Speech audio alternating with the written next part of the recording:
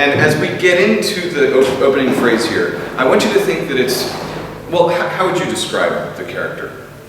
¿Cómo es? ¿Cómo se podría decir? Alegre. Alegre, Sí. happy, up. Yep.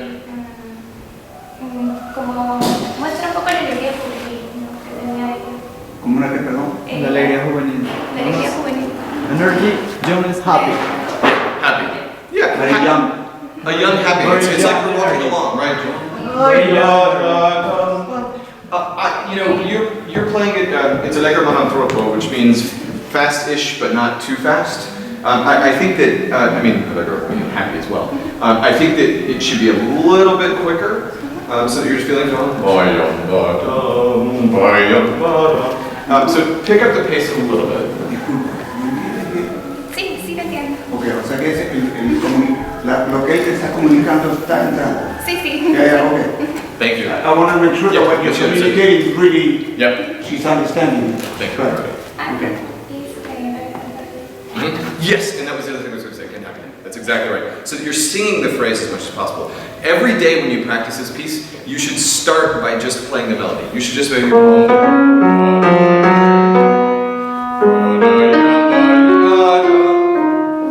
so you're looking at the overall structure of that phrase. Can you do exactly what I just did? Play just the melody. Don't start, hang on. Let me just show you what you do. You go when. When you start going down, there's nowhere that you can go. You start on the note. And if you look at what I'm doing with my hand, I'm starting here. With my hand to show the shape of the phrase. Try.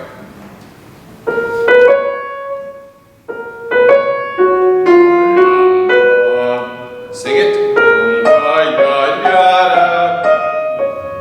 Good shape. Good. I would measure these so that they are, each one is less than the one before. So you come off of it at that point. Let's not even play the next part because I want you to focus just on that 4-bar phrase. Hands together.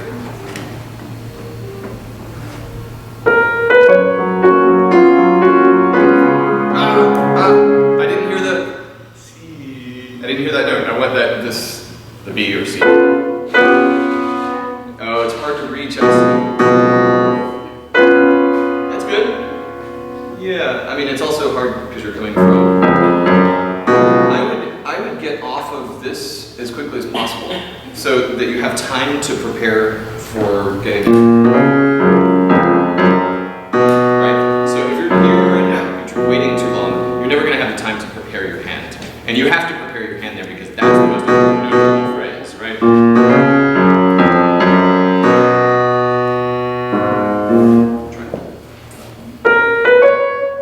And use the pedal.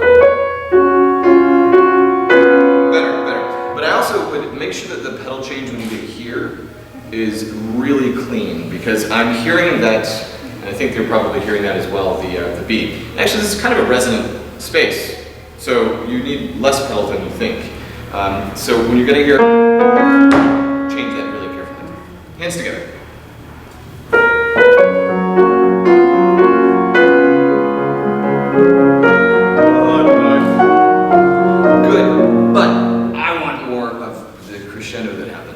So just playing that, there's that general rule that when you have melodies, the highest note should be the loudest one. That's not always true, but it is true in this case. And so I think here you can just follow that general rule. F sharp is the loudest, and then they get softer.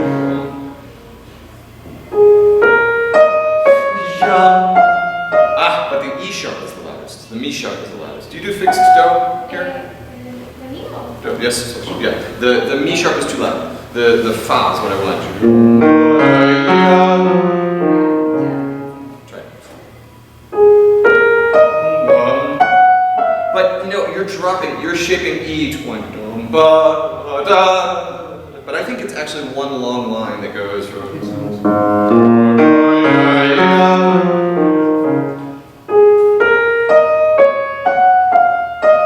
Good, I then taper up at the end, even less, even more decrescendo.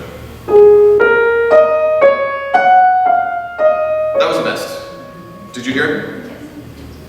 Let's try hands together from the main part of it, and then we'll put it together with what happened before, and then go to the part after.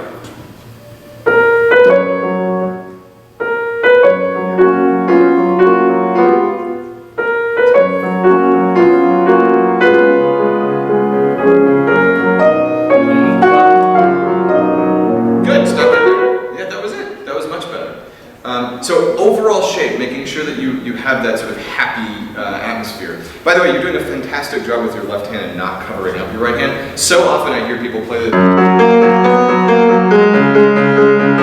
And you did a great job of controlling it. It's hard to do because your left hand has so many more notes than your right hand, but you're balancing it quite well. Now I circled this word légèrement. What does that mean? Significa que no esté pesado, que significa que Significa sea que- libre. Free. Yeah, and lightning. Free and lightning. I think that it should be softer than what happens here. This is, I would use the word playful. And I might even add something here that Beethoven might hate me for, but I would put a staccato and just get off it. Because it's, listen to what happens as the sound comes back to you from the back of the hall. Still there, right? And so you're hearing that beat through its full duration. But I want to rest there. I want a separation from those two phrases. So there's that little break. And then when you get into here, the character changes again. You have this contrary motion, which is much more driving. It's more, there's more forward momentum that gets you to this cadence right here. Right? So this is playful. We don't know what's happening right now. He's messing around. He's moving around harmonically. And then suddenly he gets this space that says, he's saying, I'm getting right? Excuse me, sharp. So that you get here and it's just a little bit more forceful. Show me the contrast of character. Can you just start? Does that make sense? Yes, I have a question. This part I have to do better. Yes. Because I think what you're doing is, the way I did it was too loud, yes. But I was trying to prove a point. I want the crescendo to go all the way to here, and then basically you're tapering away, I think probably right there. Right, the last three triplets. But there has to be you're going to this moment in the middle, because that is your 5/7 chord. That's your dominant 7th chord, right? So you get here, and it's... And that the intensity is on that... So you're shaping to that middle part of that measure. Légèrement. I would also suggest that you get off of this and get off of this. So it's really... so you're just tossing off like instead.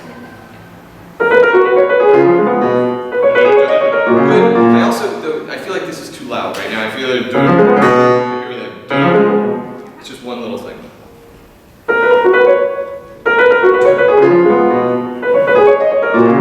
The second one was better than the first one, and I think it's because you shaped.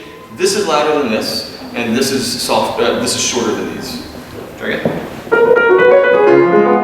don't want to push that note. Good. Let's just do the right hand for a second, so that when you're playing, and shape it like that. Yes, that's it. Now do the left hand. Yes, that's right. Now put that together.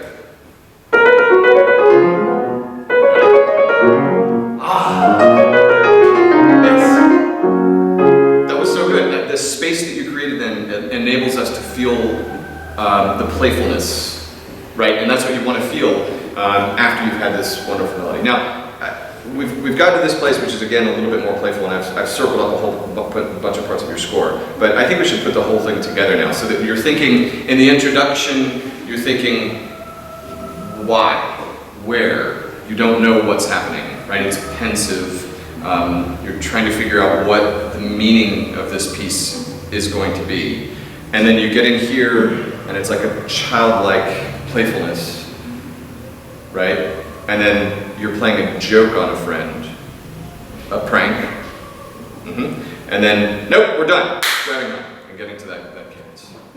Show me the diversity of character.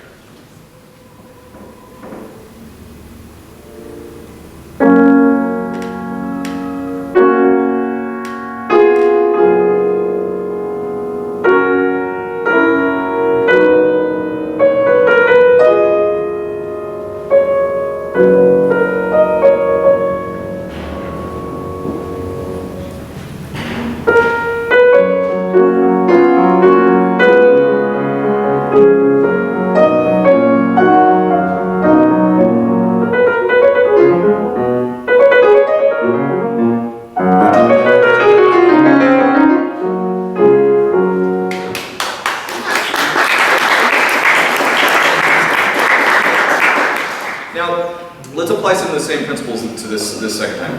I heard, and again, I come back to the fact that I'm hearing my echo come back from the wall very loudly, right? And so when you're playing these passages, but I feel like they're held too long. I would like to hear a little bit more. Sorry, long note.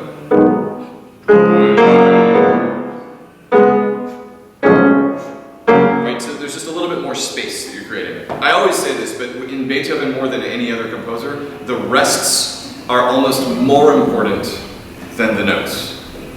It's the silence that you want to hear, right? I mean, you think of this, there's that break right there that you have to have. Otherwise, if you just go, it's that rest that gives it the energy, right? And the same thing holds true here as well. You're not going to have that sort of playful, ha, gotcha, if you don't have those rests. So try for me right there.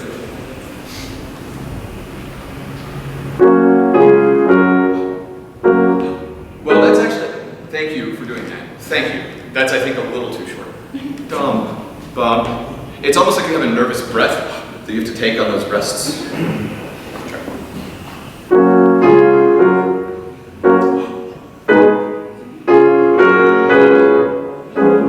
Yeah, you know what? The key, I think, is not letting the pedal ruin what you're doing.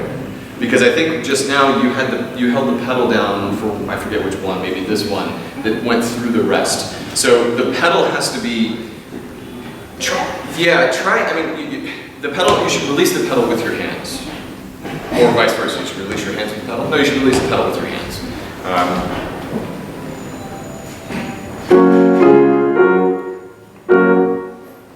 I think that's, so you've taken my suggestion to heart so deeply, and I appreciate that. It's actually too much. Can I sit down for a second? Yes. I want to make sure that the hands together. Oh, excuse me. There's a wrong note marked in this score. This is a Mi double sharp. It's not. It's a Mi sharp. That's okay. Yeah, interesting. So making sure.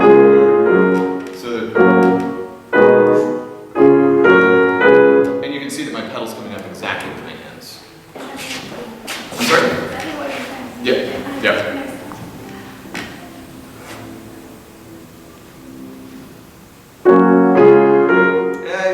Make sure that the balance, the vertical balance is good, so that the soprano and the bass, you know, it's what you really want to hear is this.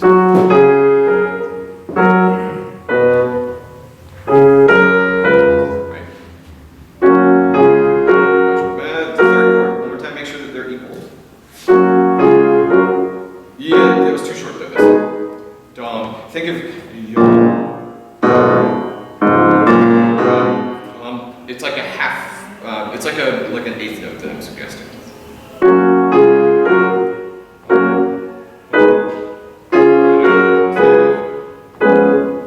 going.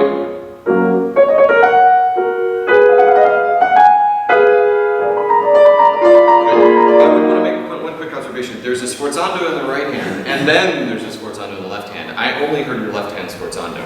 I think this is almost an interruption from what happened before, right? So, because suddenly we're expecting a rest on the 16th, or in the second beat, right? So we have 1, 2, 3, rest, 1, rest, 2, rest, or excuse me, 3, rest, 1, 2, 3, rest, 1, rest, 3, rest, 1, da-da-da-da-dum-ba-yum. And it should take your audience by surprise and say, whoa, what's happening? That's not what I expected. So I want you to surprise yourself, okay? So as if you're not expecting that. But then notice there's a sforzando here, there's a sforzando here, there's a sforzando here. All within the context of a crescendo. And then a subito piano, right? Sudden piano. Give it a shot, go from that phrase.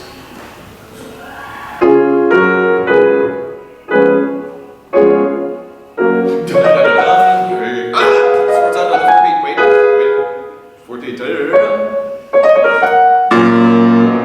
I'm exaggerating, but that's the idea, right? We want to make sure that that's an interruption here, right? So it's the first note that's louder than the second note. This should be ya.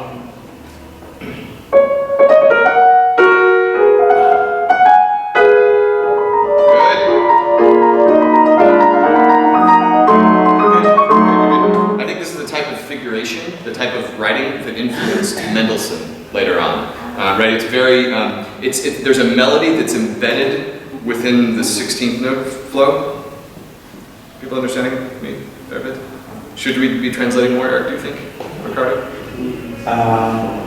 I won't be able to translate that. Okay. But the question is, la pregunta que él está haciendo si los que están aquí entienden lo que él está diciendo. Yo no sé cuántos saben suficiente inglés. Y yo como no sé música, le entiendo limitado.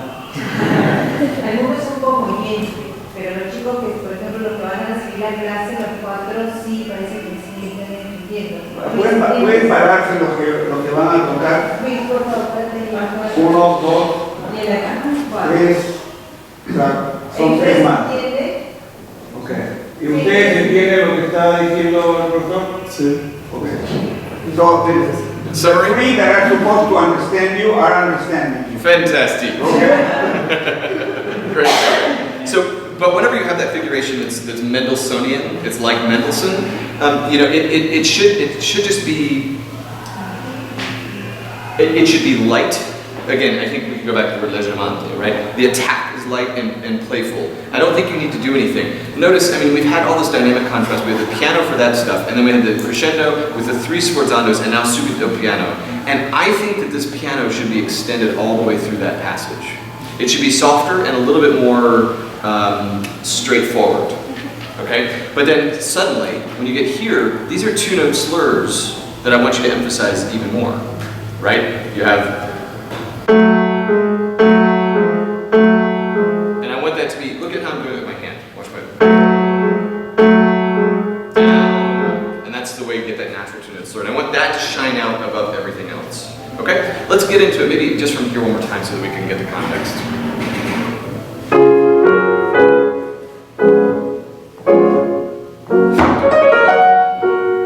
That was opposite. Wait.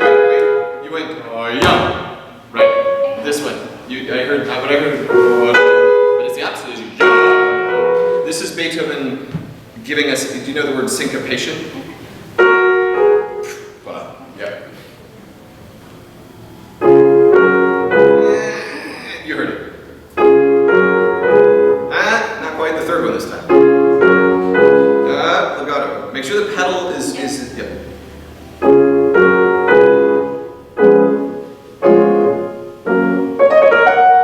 Nope. Yep. Yeah, I think you just sort of internalized it, the opposite. Over time.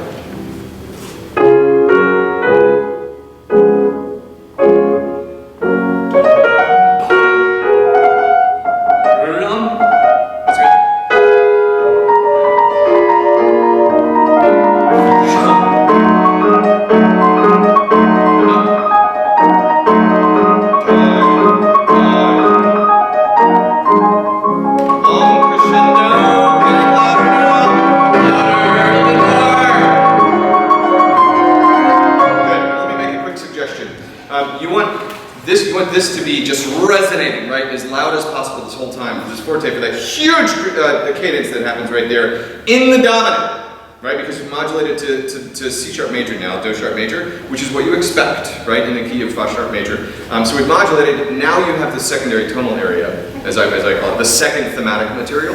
But it's a big deal from a structural perspective. This is the end of your exposition, yes. So you have an introduction, you have your first theme or primary tonal area, whatever you want to call it, that goes all the way through this whole thing. It's very long, but it all leads into 16th notes. It's all this stuff that's happening here where you have these exaggerated rhythms, yada, ba, and all that stuff that all leads to this moment. So from a structural perspective, looking at how the form of the piece, how it's put together, that's your goal. Forget about everything that happens after that. You want to just go here. So whatever you can possibly do to make this even bigger and more of a big deal, I think will help. Let me give you a very, very poquito suggestion. Okay? Watch this. You're holding your fifth finger on that trill, and when you're holding your fifth finger there, your emphasis is here, your weight is not here, but your pedal is down, right? Your foot is down. So let go of the G sharp. And you play so much louder on that trill. And that's going to get that vibration that I want to hear. Just start right there for a second and show us a huge cadence. Hands together.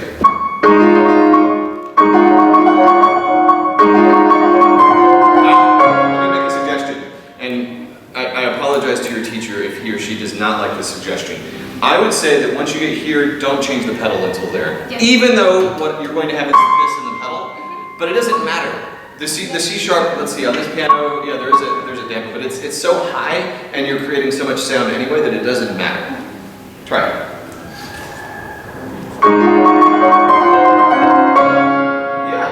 Yeah, that's the idea. That's the idea. Then make sure that I hear this rest. That rest is the most important. And you can extend it a little bit if you want, because like I said, this is the goal of the entire opening section. Let's back into it for a second. And I kind of want to hear that entire build-up. So maybe we just start right there. So think Mendelssohnian, sort of playful, lightly, and then suddenly you get the Beethoven, the two notes are ja, ja. It's sort of, it's almost like the Jaws. That would be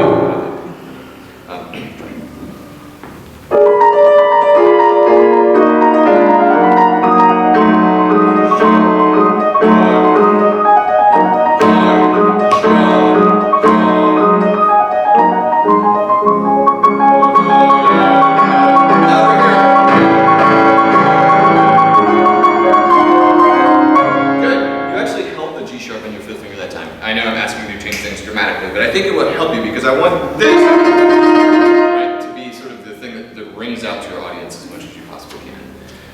Good, very good, very good. What does that part mean? What is that? What is this part? Do you know what it's called? Well, it's forte. What is the chord? Is it a 1 chord, a 2 chord, a 5 chord? I don't know what you call it, Eric. What do you call it?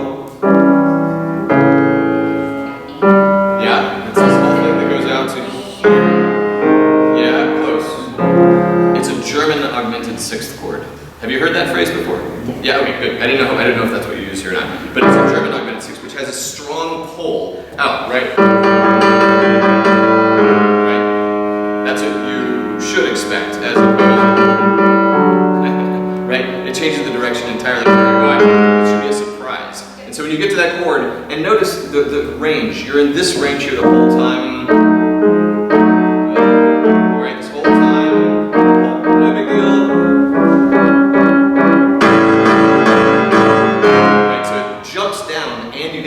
Really intense chord. That's why he marks the forte right there. So I think that's your point where you want to start to really get into it. Can you play that whole section from somewhere in here?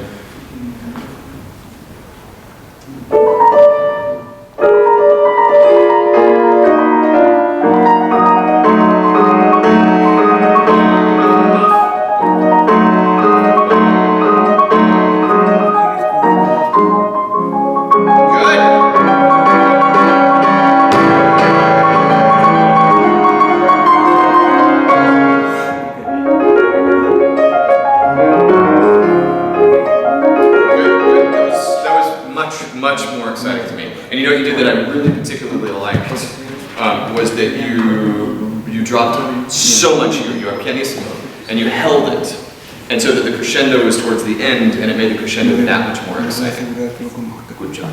Very good, very good.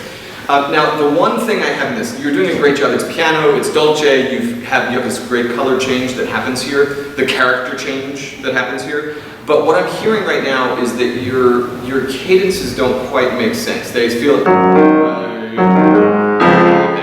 And I think if anything, the dominant should be louder than the tonic, right? Because the whole idea of a dominant 7th chord is that there's tension in the chord. I mean, if you think about what's in that chord, you have this, which is the tritone, right? And the tritone has to resolve, desperately wants to resolve. And so if your dominant is soft and your tonic is that, it doesn't make sense. It's almost like asking a question and you go down and you answer it like this. It doesn't make much sense, right? So you want intensity, resolution, right? So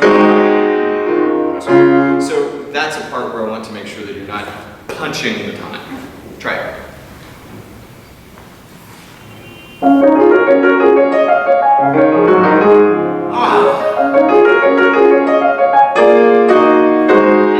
Good. One tiny detail, he marks 2-note slurs here on all 4 voices, and then separate for that sforzano. I think actually you want separation right there. Da yum.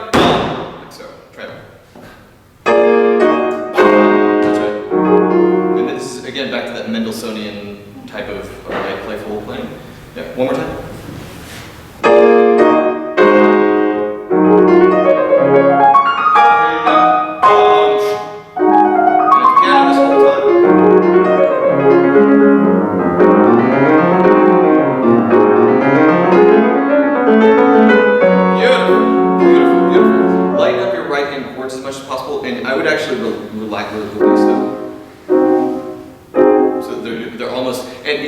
This either. You don't want to voice the top because it draws our attention to it. We hear that and we say, oh, it's the right hand I should be listening for, right? But it's not. It's just, and that's it. Nothing beyond that. And that's going to enable you to shape the left hand even more. Can you try from maybe there or here?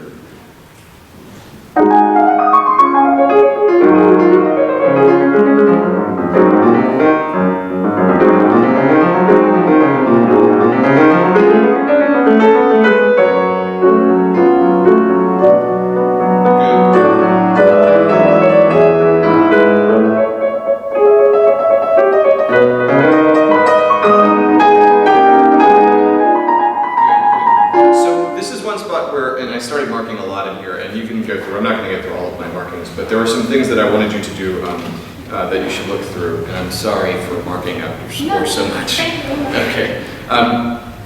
Your voicing was great here this time. When you played it the first time, it was... I didn't hear that note at all. And I want to make sure that... Right. That D was such an important note. So you did it very well just now, but I want you to be aware of that and always pay attention very much. So while your accompaniments here and here were very lightly played, which I appreciate, here I'm seeing a lot of the with your 1 and 2. And interesting, you are doing 1 and 2 right there because you have to for the next part. Yeah, that makes sense. And when you get here, I just want these to be lighter. You know, if you think about it, there are 1, 2, 3, 4, 5, 6, 7, 8, 9, 10, 11, 12, 13, 14, 15, 16 notes that you have in your right hand. And 1 melody note in your left hand. No kidding. 16 to 1. And when you think about 16 to 1, and the 1 is supposed to be that much softer, you have to play these like this. Quadruple piano, right? And so because it's the same notes that I'm hearing over and over again, it's the impression of the note that I care about. I don't care if I don't hear every single one of them. So if you're playing these very lightly, and I don't actually, not every one of them is actually projected, who cares? What I care about is that there's some kind of harmony that's happening right here, and I get to this mysterious, right? That's what you want to capture, is that mystery that's happening right there. And if all we're hearing is, because you're concerned about playing every single one of those 16th notes, it's not. It's the overall impression that you should be focused on, not those individual notes. So can we go from right there?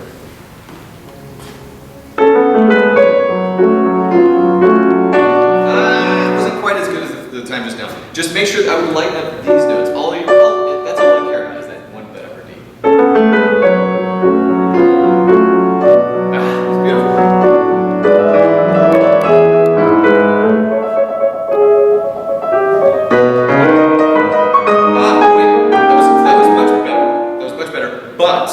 But the pianissimo goes through all that whole thing. So it's actually, and then the right hand comes in. Right? It's totally. It's I would say operatic, almost like you have one character that's here hiding in the bushes, trying to stay totally away, right? And then suddenly Don Giovanni comes in and says, "Hello, Anya!" Right? So I want to hear a little bit more of that contrast. Sure.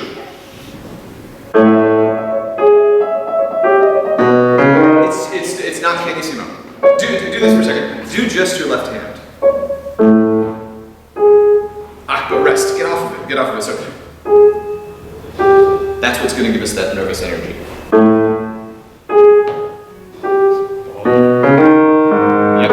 Yep. Now let's do this. Do that and play the right hand, but omit the 16th notes. No 16ths.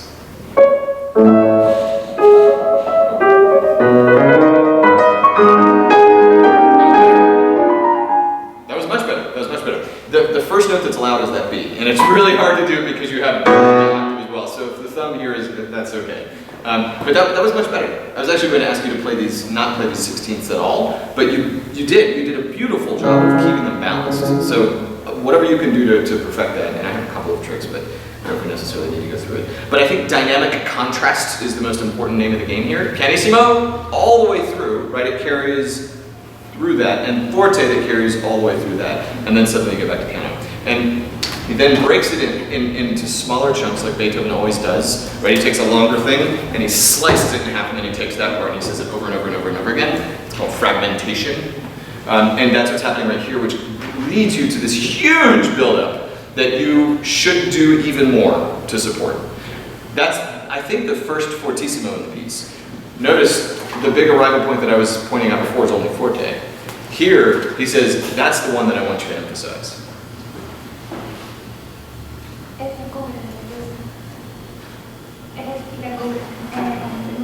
The most important part, yes, I agree. So can you articulate that for us? Can you show us how important that moment is?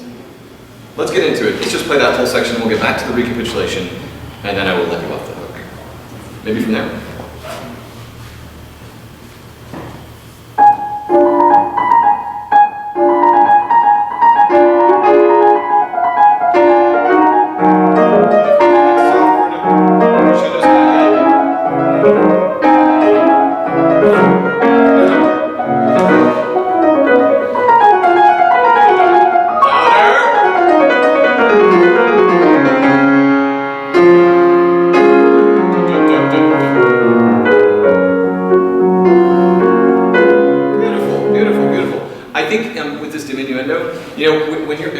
Schubert, and there's a diminuendo, there's an implication that you also should stretch the tempo, take more time.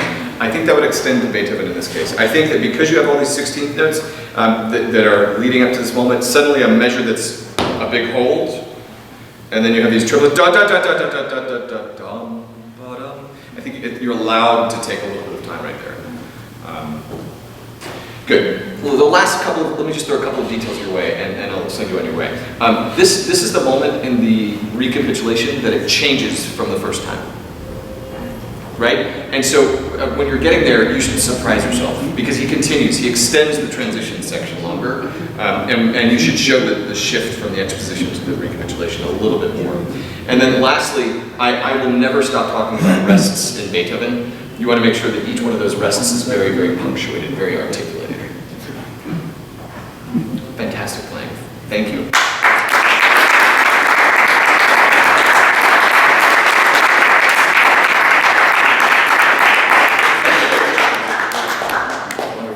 Congratulations.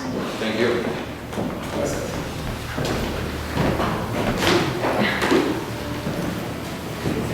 Shall we have a little Chopin? Sí, digo que Great.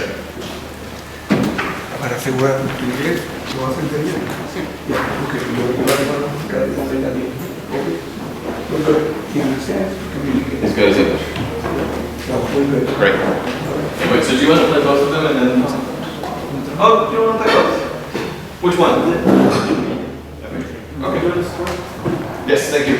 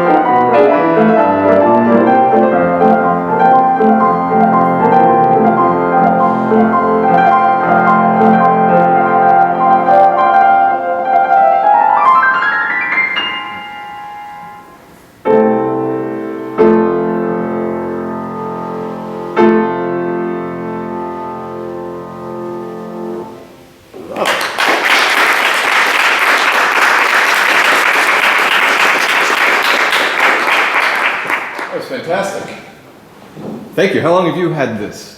1 month. 1 month!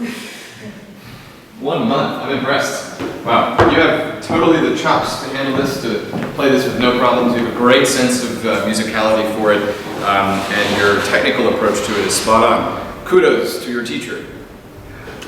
Bravo. Great, great, great. I have very little to say. There are a few things that I would throw your way. But I mean, this is a Chopin etude, right? And with etudes, the most challenging thing is typically the technique. You don't have any problems with that.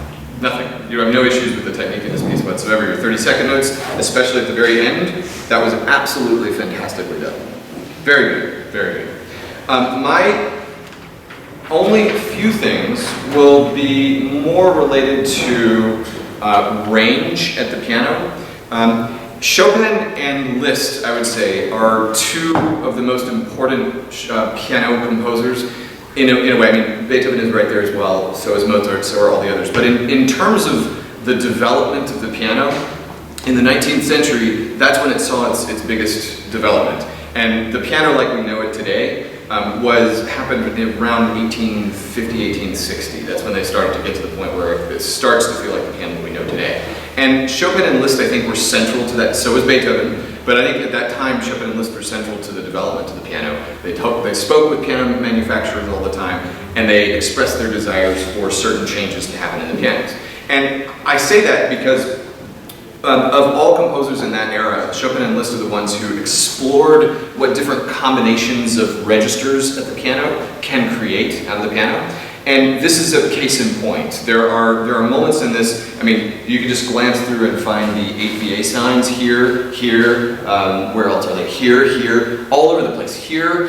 And what Chopin is doing is trying to experiment with what does it sound like in this section versus this section. And it's the same stuff, right? He uses the exact same material here, and then he places it kind of in an echo above, just so that we get a different coloristic aspect of that theme. Does that make sense? So I think that's probably, from a musical perspective, that's probably the number one thing that you should think about, is how does it change when it goes up into the stratosphere, into the upper part of the piano? So that's one general thing. And related to that, I commented over here, I wrote, real echo! Because you kind of did it, but I think you can do a lot more of an echo right there. It's only marked piano, but it's only marked piano after, let's look at this for a second. Everyone follow with me. There's a ritenuto, and so a diminuendo to a ritenuto, but then it's a forte with 1, 2, 3, 4, 5, 6, 7, 8, 9, 10, 11, 12, 13, 14, 15, 16, 17, 18, 19, 20, 21, 22, 23, 24 sforzandos, which means loud, loud, loud, loud, loud. And so after you get there and you get to this piano at this point, it's a big deal.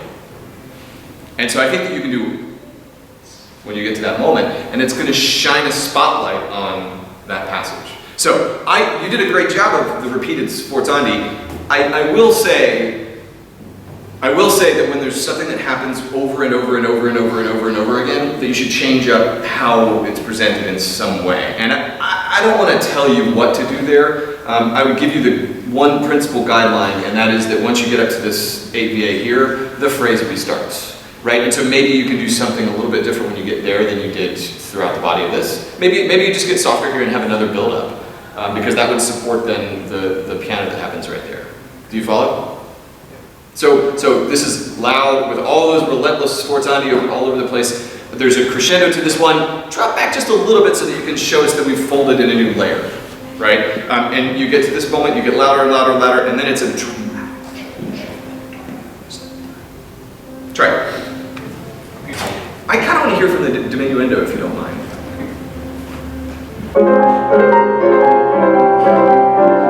Also, while we're in this passage, how would you characterize the opening? Strong. Yeah? It's straightforward. I think strong and straightforward. It's just this rolling thing that keeps going over and over again. But here, it's harmonically a little more ambiguous. A little bit more, there's a little bit more nervous energy, right? And so I think that if there's a way that you can play that up a little bit more, I think that would be good. So just be a little bit more on edge. Try it. Do you know what I mean when I say on edge? Like nervous, like what's happening, you know, that as opposed to being settled, strong, and forte like you have at the beginning. Good. Shape the phrase a little bit.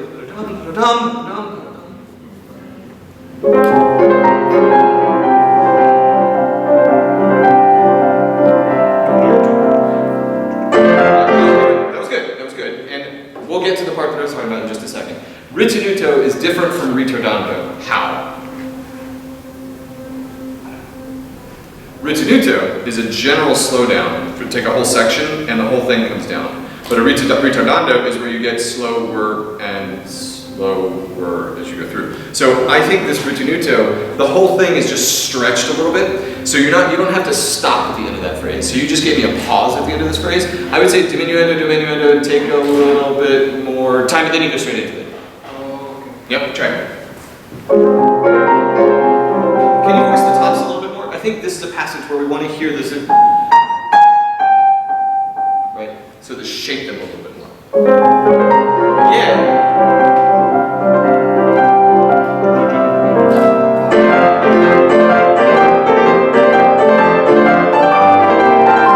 Start again.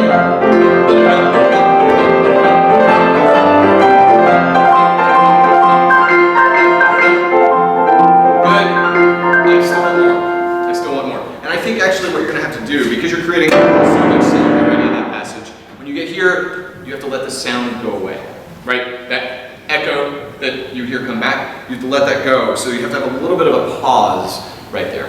Just a brief breath. Okay. Try just from the top of the page.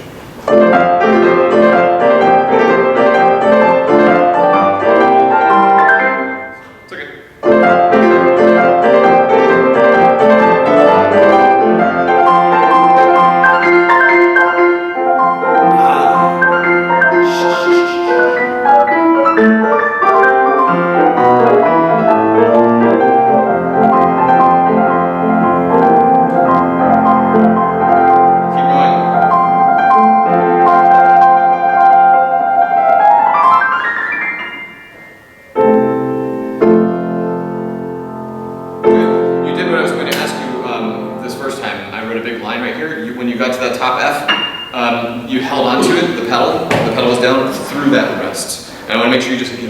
That's Chopin just tossing everything off. And it's just a breath. Yum. Right? So you want to make sure that that's there. That's good. That's very good. Very good. There are a couple of moments. Oh, well, while we were talking about voicing here, this is an area where the soprano, I think, should be brought out more. But this is an area where, look at what's happening right here. You have an E natural.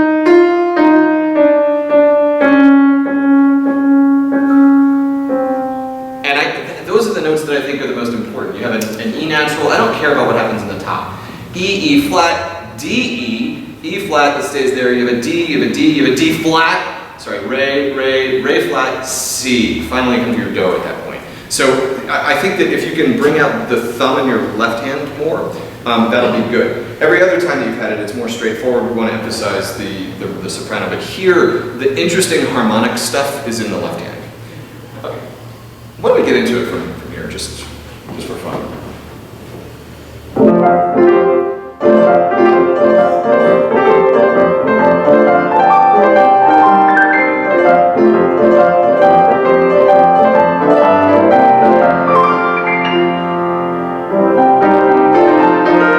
Yes. I think if you can lighten up your right hand there, really all the most.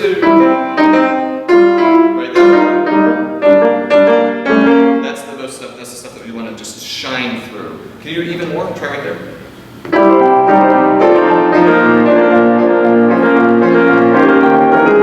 And also, if you can shape it even more, so there's that crescendo that happens right there. Probably a decrescendo, then probably a crescendo, then probably a decrescendo. Try it.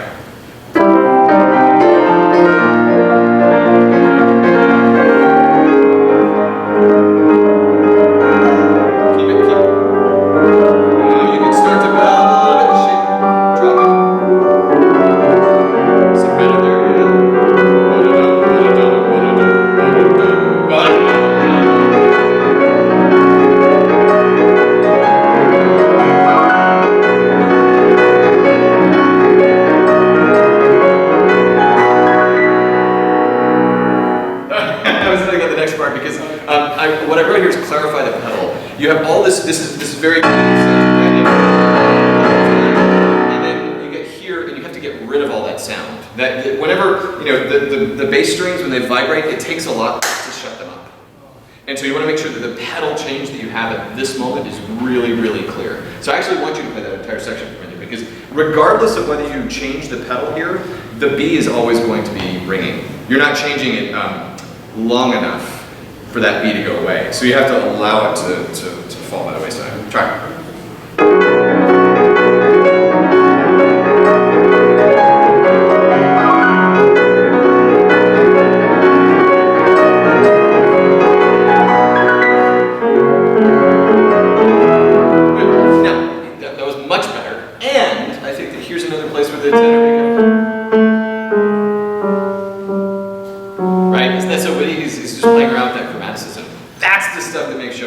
So one more time from here.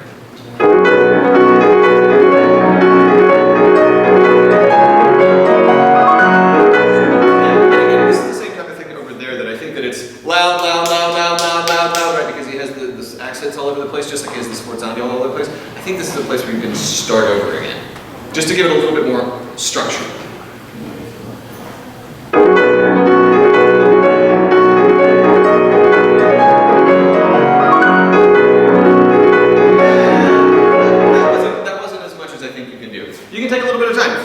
Start over, and then breath for just a second, and get back into it.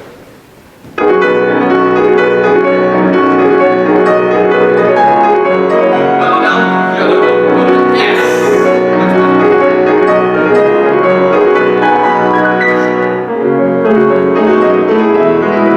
Tenor, tenor, tenor! Yes. Good. So remember what I was saying at the beginning, it's all about how Chopin experiments with different registration at the piano and playing with different emphasis of parts. This is Chopin saying, now we have to bring it down here. And that added layer of the tenor voice that has that chromaticism, that's the stuff that you really want to emphasize. And it totally changes the character of the entire passage, right? Can you just do this one more time for me, just because I love how you're doing it?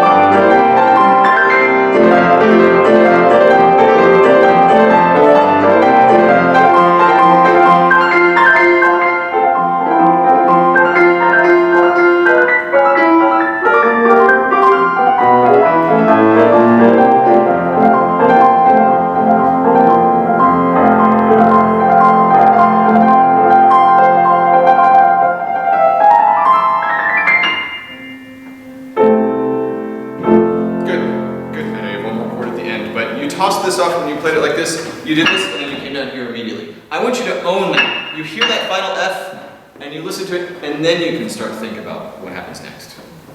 Play the last phrase. From here. Listen to what you're creating. Yeah, by the way, there's also one other indication. What's underneath my finger? Do you know? What is, there's a musical direction under my finger. What is it? No, not a note. What does it say? It's a word. D. No. Not close. No, close. Smorzando. What does smorzando mean? Like dying? Yes. Every time you have any word that has M-O-R in it, it means death, right? You're dying. So I want you to own that a little bit more. I want you to die away a little bit more. And the reason it's smorzando and not diminuendo is because smorzando implies diminuendo and taking time. So it's everything all together. Yeah. Get into it from maybe a little before where we're going.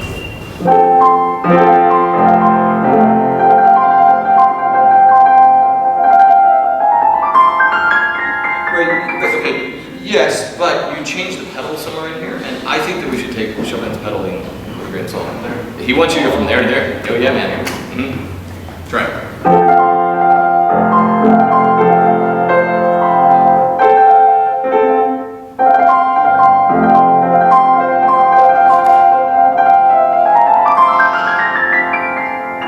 But the other thing that I would add is that when you get the pedaling here, you should start to let go so that you're letting go with that. So that whole last phrase, it's sort of being taken out from underneath us. Same thing. And I want you to hit the right note. Thank you. You have to hit this right note. You're not allowed to miss that note. You can do it. Wait, do that one more time. Start from the beginning. Yeah. So you're playing a fifth finger on this note. The reason you're missing it is because you're playing it with the fifth finger. You're going down here anyway. Use your third finger. Much better control with your third finger than your fifth. 3.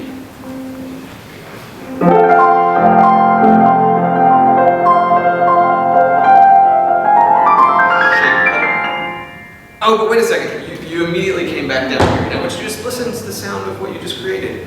Take a breath and then come back. It changes the way we psychologically experience what you're doing. Try again.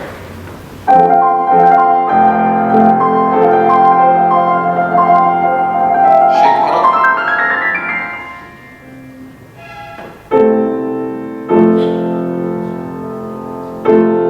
Good. Chopin did not write the car horn into the piece. That was fantastic. Bravo.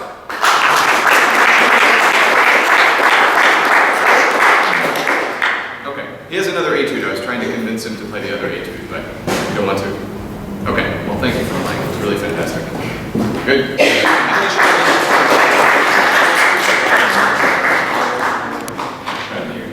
How old are you, if I may?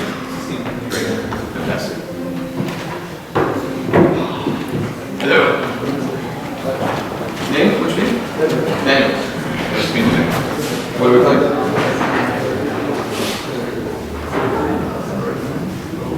Oh, fantastic. I was trying to place it. Got it. Okay. Great. Memorized? Oh, you have.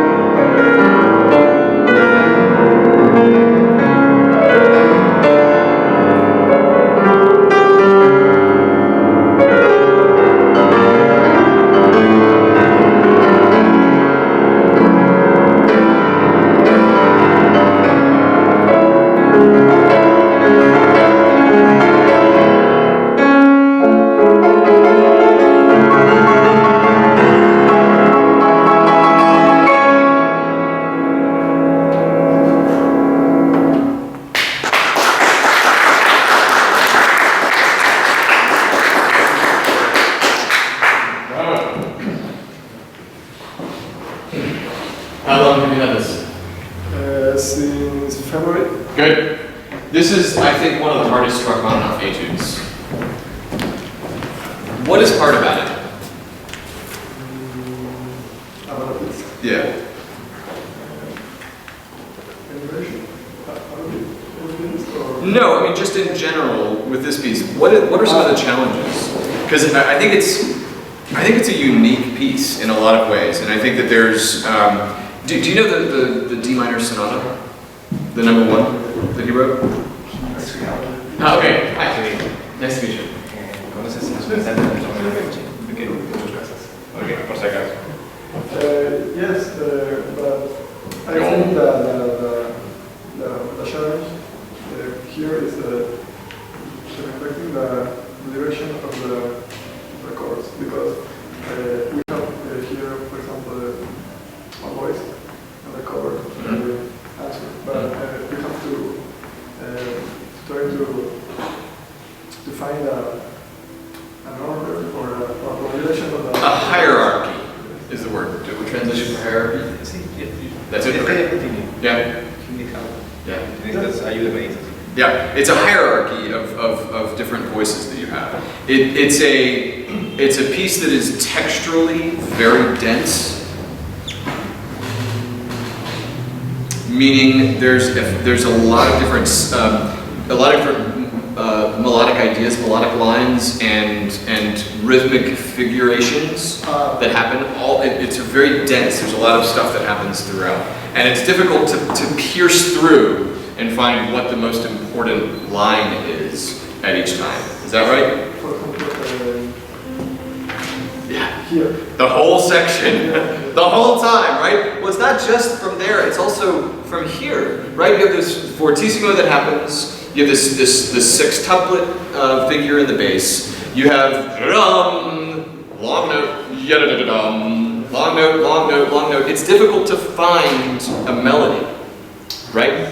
And that's why I asked if you know the first sonata that he wrote. Have you heard it?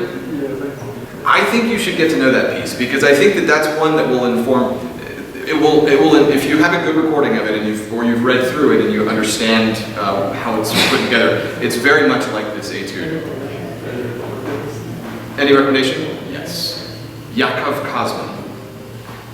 I'll write it down. There's a recording of his from the D minor sonata that was a live recording from the 97 Van Cliburn competition.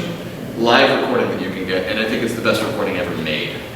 I remember talking with my teacher at the time who judged him in that competition, and he said, he took his breath away, said it was the best performance of that sonata he'd ever heard in his life. It's outstanding. But I think it'll give you a sense of the grandeur, the breadth, the size, the depth of this piece that you need. I don't want to recommend, I sometimes do, but in this case I don't want to recommend that you listen to recordings of this piece, but I think you should listen to recordings of pieces that are similar in scope. I think that would help you a lot. So that's one of the big challenges, is just trying to figure out what the hierarchy is, the order, the pecking order, what are the most important things. The other thing that I would say about it is that I think that you're, in some regards, I think you're being too careful. And I'll cite this one passage. This is marked fortissimo, right? And you have a long way to go to get to the fortissimo, right? And then you have a long, long way to go to get to the end where you have those chords. And you're doing I would say, a very respectable, your approach to it is very respectable. Meaning that you're biding your time well, you're not playing this fortissimo, you're playing it more of a mezzo forte so that we can have that longer trajectory, that longer line in mind. I'm going to disagree with that. I think Rachmaninoff knows what he's doing. He wrote fortissimo here, and he means fortissimo all the way through. You have this C sharp that happens throughout the time, and you have to figure out how to bring out these voices over everything else while still having a huge amount of sound in the hall. And in order to do that, I think that one of the things that we should talk about is a technical approach to how you're creating big sounds. Because right now, you're not quite using the entirety of your body. You're using your arm pretty effectively, but I think that you can, excuse me if I may, use your entire body like that. I'll never forget seeing, well, let me give you a great example. Do you know who Yu Zhawang is? Yu Zhawang, one of the world's great young pianists, right? She's, if you can ever hear her live, I recommend it. She's mind-boggling as a pianist. She's 94 pounds. She weighs literally 94 pounds, and she can get just as much sound out of the piano as somebody like Yefim Bronfman. 40 kilos. Thank you, sorry. Appreciate that. Yeah, big difference, I know. But my point, I only bring that up because when you watch, and that's the reason I think you should go see somebody like that, or at least watch on video, you'll see that when she's sitting down, can I sit? When she's playing the piano, she's not back. She's not leaning back, playing the sound like this. And she's actually going like this with her entire body. And she's thrusting from her feet into the piano, and she creates these massive sounds as a result of using every one of those kilos. Okay? How many was it? 40 something? 40, yeah, 40 kilos, yeah. How else? All right. So when you have things like this, and you know you have this, you're doing a good job of playing like this and using you're relaxed here, but I'm not hearing this huge sound like that. And I want more of that. I oftentimes like to think about how you would orchestrate a piece. And this would be a really interesting one to orchestrate. It would be difficult to do because it's already so dense and thick textured. But I think perhaps, well, Eric, let me ask, where's Eric? What voice would that be? You have all this rich...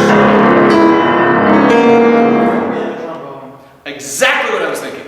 And so if you could, exactly, because the trombone is piercing, right? And in order to do that, you want to make sure that you're using all of your body weight so that you can create that sound. So I'm going to require you now to play this passage fortissimo.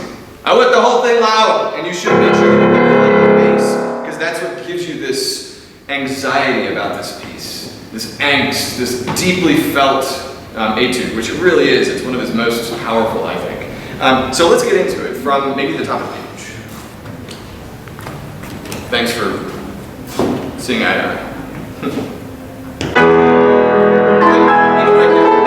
You seem tense in your upper body. Your shoulders are relaxed, but I think even right there, let me sit down. And you saw my butt got off the bench. That's making a bigger sound. Try. You have to make sure that you're always relaxed from your fingertips all the way through down to your feet.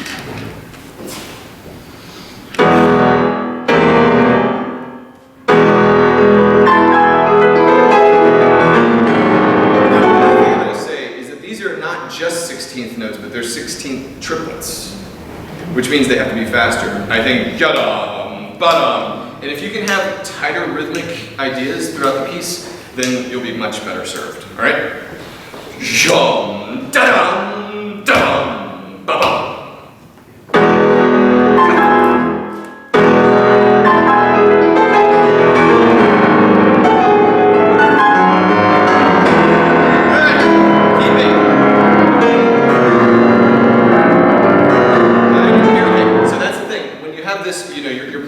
The hard part about this is you can negotiate all of the stuff that's happening right here, and then make sure. One of my friends once referred to this as the hammer method of piano playing. When you come straight down like this, as opposed to, oftentimes what we do is play with nicely curved fingers like this, and we're playing on the flat side of our finger. But if you think of a hammer and you come straight down like that, that's the trombone sound that you want to get. So make sure that it's okay with me. Don't tell anyone I said this, but it's okay with me if the sound is a little abrasive. Because that's what I mean, not that trombones are abrasive, but that brassy sound of a trombone is very different from what you get with a string instrument, right? What's that? They're cutting through, that's what you're trying to do. That's right, it cuts straight through. And I mean, it's pointed straight at you, right, the whole time. And that's what I want you to think about when you're playing these ideas. So don't worry about, oftentimes we worry about quality of sound, and if you come straight down like that, it can be a little bit brassy. That's okay. In this piece, it's okay. You have to, otherwise there's no way that you can create this this world of sound, this wall of sound that you want your audience to experience. On the top of the page. I still want the rhythm. Yadam. It's a little yadam. I want yadam. It's hard to do.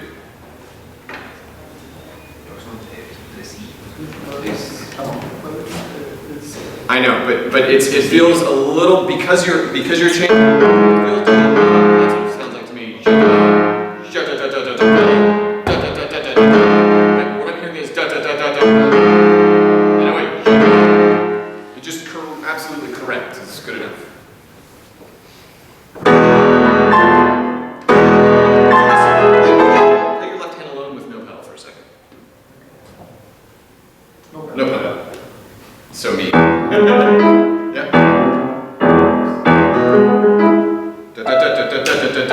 Wait, stop for 1 second.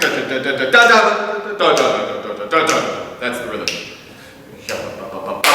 And I also think that you should practice your left hand. How do you, well, let me ask you, how do you practice your left hand? Until now, it's no. Show me.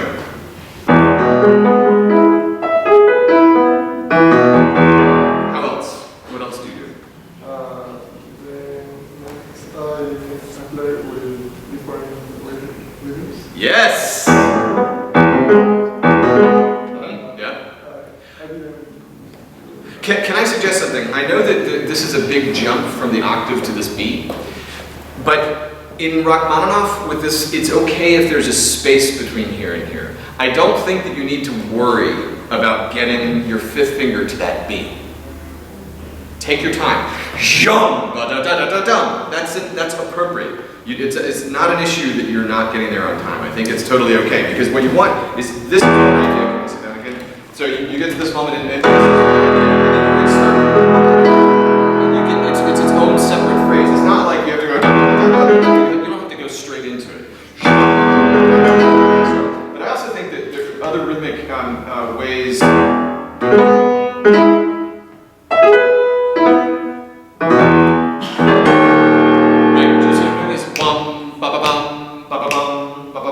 And then you can also do the opposite. Sorry, and this doesn't matter in this case. And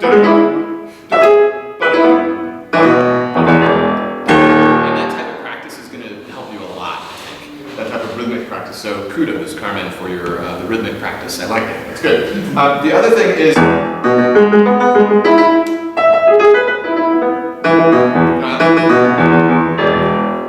It's annoying to do that. It's very difficult, it takes time, your arm is tired by the end. But if you train your hand to double the notes like that, when you then play with just single notes, it's amazing. Try it. Try it right now. Let's go through that with those different techniques right now. Let's do the rhythmic drills. Yum, yada-dum, ba-bum, ba-ba-bum, ba-bum. No pedal.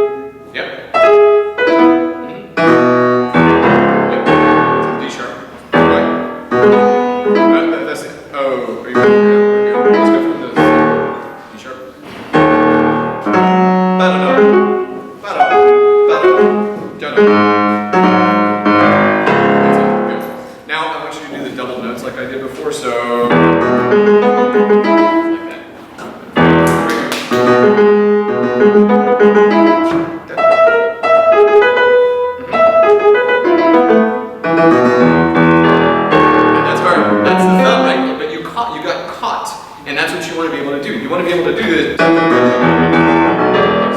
Try one time. And what this is doing, by the way, is making your fingers stronger on each one of those notes so that you can play louder with ease, right?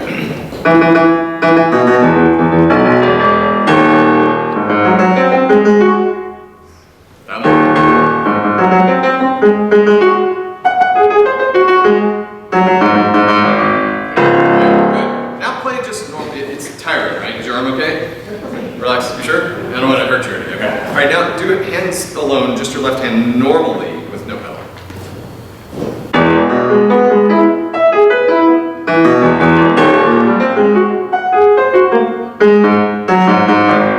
That's really good. Yeah, that's what you know. Yeah, so that already feels a little bit more confident.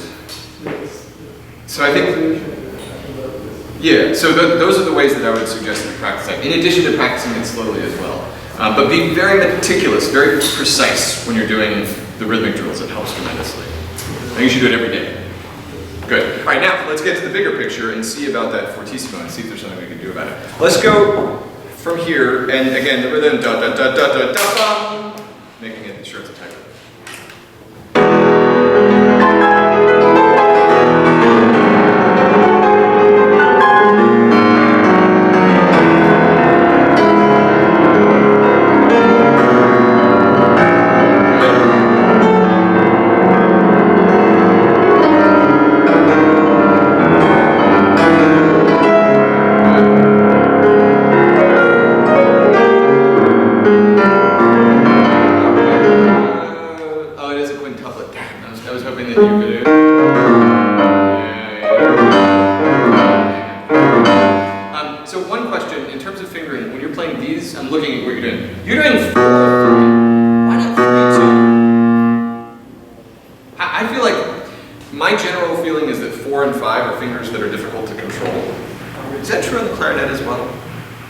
Harder than 2 and 3, right? And I think that if you have a choice between 3 and 4 and 2 and 3, I always go 3. And I think you just have, they're stronger, more deliberate fingers that we can use. Can you change that really quick? Try it. It was already, by the way, didn't that already sound better? Yes, Thank you. yes. Good recording. One more time. Go from here. I want to hear from there.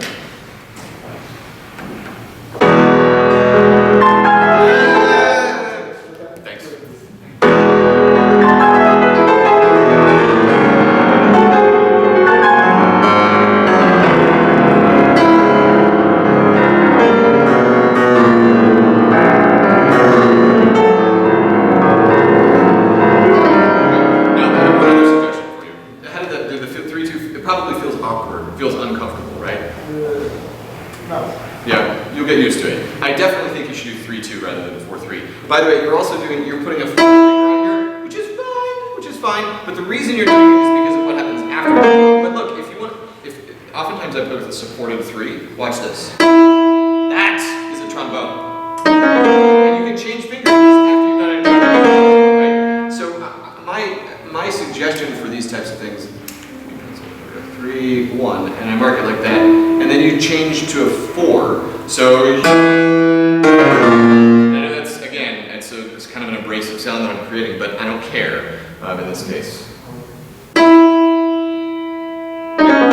more quickly, watch this. Yeah, make sure you're relaxed in that part of the hand. Watch, you can like this. Yes! That's good. And then when you cross over, don't go to it.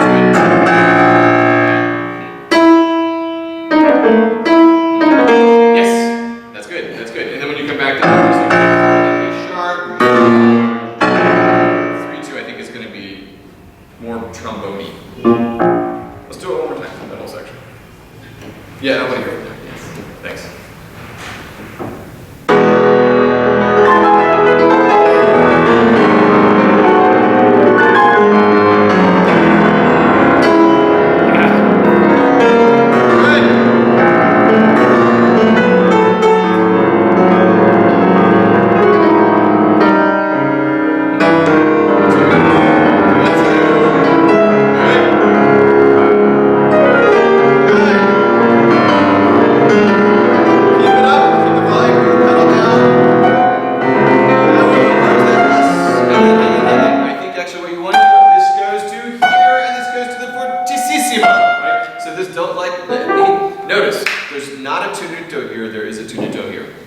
one has greater weight to it. From right here. Ba-da-da-dum.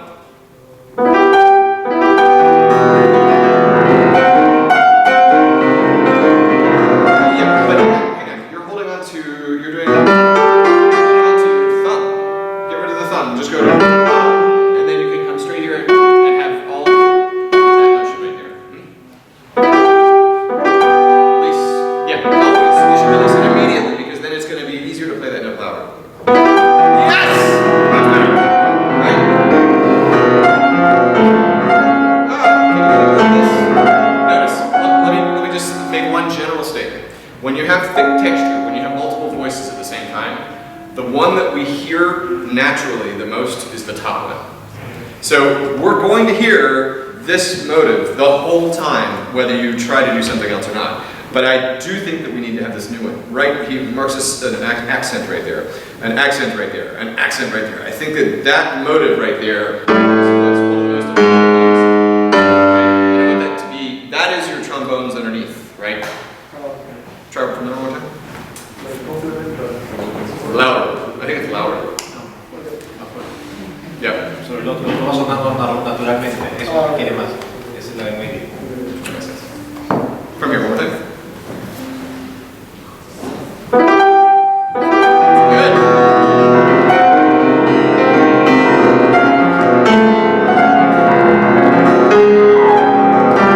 Good.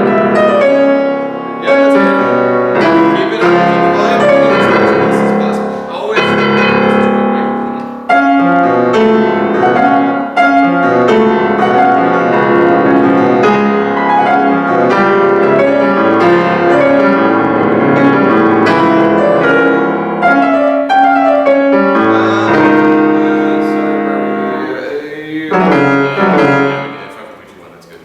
Just checking.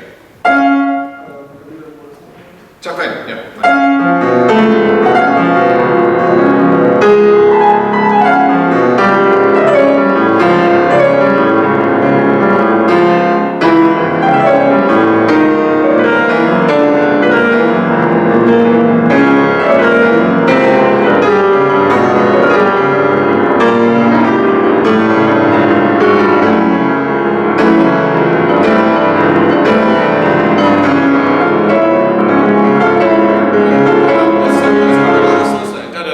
Those are still they're slightly slower than your left hand, but my advice is that they should be slightly faster than your left hand. You want that rhythm, ja-dum. I mean, it comes from the beginning, right? He has that rhythm all over the place, ja-dum, right? And this is a version of what happens right at the beginning. So I think it should be just tighter. Go right there.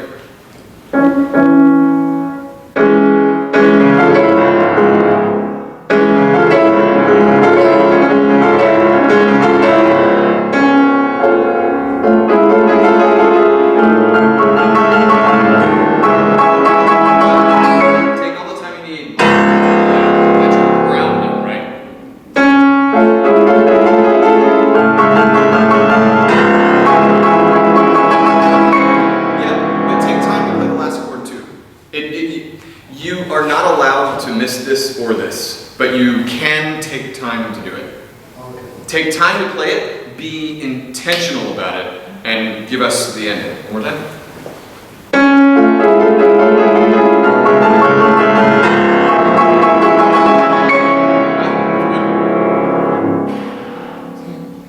Very nice. I love this piece. It's one of the, isn't it awesome? Do you play it? No, but this is like the end of the world for me. It is like, that's a great way of putting it. That's the end of the world. It is the end of the world for me. Yeah. It's great. Yeah, yeah. It's so dark, isn't it? I mean, it's scary. It feels foreboding. It does feel like the end of the world. I'm not going to work you too much longer. There were just a couple of other things that I was going to throw your way. I think a lot of we talked about a lot of it already, but I do think that the rhythms need to be as tight as possible. I think this whole passage. Here's what I don't think. I don't think that this has to be super fast. I think you should think of it as a melody and shape it accordingly. All right? It's not supposed to be. I mean, it's virtuosic, yes, right? It's supposed to be difficult and showy and flashy, But more importantly, it's supposed to have shape to it as a melody than just for virtuosity's sake. Okay? So I'm not going to ask you to do that, but I think you should think about that. We got through that.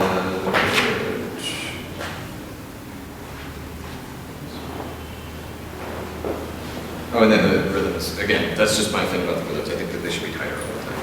The cello rondo happens right there. And then this rest was very good. I like that. You took the whole time. Thank you, sir. Bravo.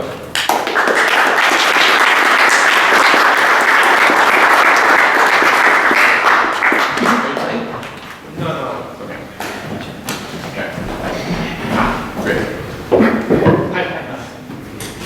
But that doesn't mean you can't play. It doesn't mean you can't play. Yeah. I'm okay. Great. Thank you. Thank you. I appreciate it. I mean, if people need to take a break, I'm not offended. Thanks. I'm good. No. We're good in time, Wes. Yeah. I don't think I'll go the whole time. Is that okay?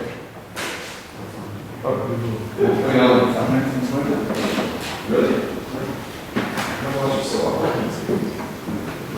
Yes.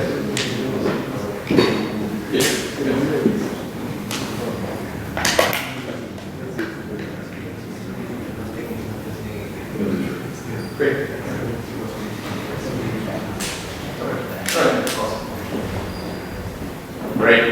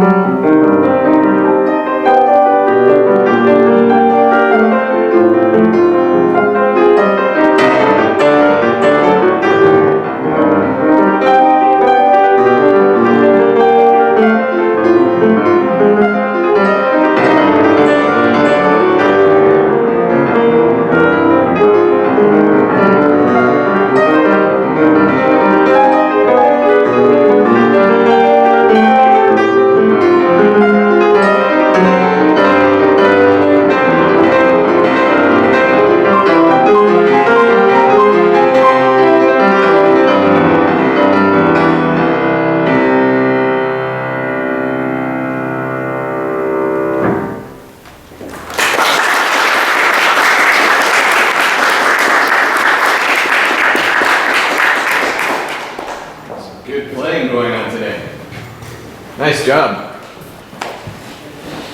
Buen trabajo. That's very nice. Beautiful. Great. You have great character for the Beethoven. You understand it well. Especially, I have to compliment you. In particular, when you get to the character change from here to here is absolutely spot on. Excellent. Yeah, it's great. You understand this piece very well. Good. I have a few things in this movement, the vivace, that I wanted to observe. First of all, have you thought about the fact that the two stems here go down and this one goes up?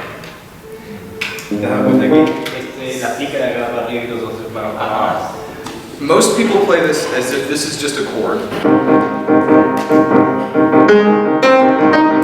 Right? But actually, the melody is... And then it becomes... And look at what Beethoven does. The whole chord comes back down here, so that here it does become harmony.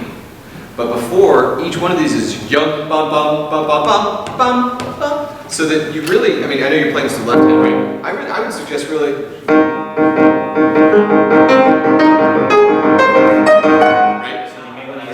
The melody starts on the down. Yeah. Try. Yeah, but make sure that it's related.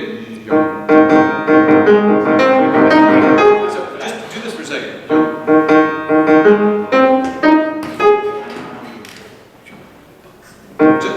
Just do your right hand. That one. Do it rhythmic. Yeah. You should be able to do that independent of the left. Just right. Yes.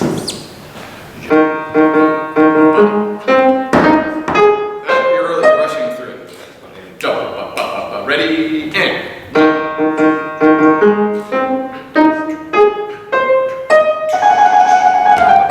That's it. Yep, good. Now, I want you to do it together, but I also think there's a crescendo here to the fortissimo, and the fortissimo is on the downbeat. So I think that when you get here, it should be. Don't be scared to play loud. From the downbeat. Del primer tiempo. No, you can do both hands together. Oh, no.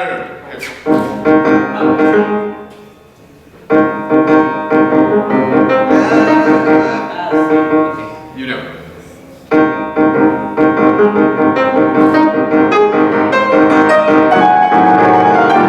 Yeah, that was great. That was fantastic. So that has to happen. Now it makes more sense. See? Yeah. Because you were doing this before, right? Yeah. A lot of people do that. It's a tiny detail that Beethoven gives us that I think we should pay attention. When you get to here, I got the sense that sometimes that you were rushing, so like that as a so that they're more even. Sit down, relax. Your teacher, you know more, right? So what he's doing here is. Estás corriendo ahí. Estás corriendo ahí, es un poquito como apretado. Just try to keep it a little bit more even. It doesn't have to be perfect, but right now it feels very much like they're grace notes. Like there's more energy when you have. Try it. ¿Entendiste? Siento que no tengo que transmitirte, que no puedo decir nada.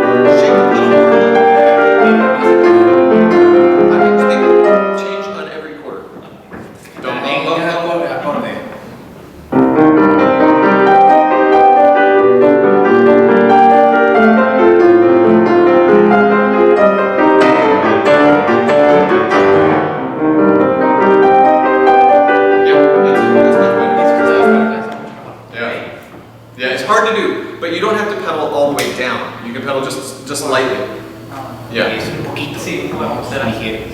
No te Right. Poquito. Good. Okay. Just a little bit. Very important. Very important. Rests. Las pausas, los silencios son muy importantes. Silencio.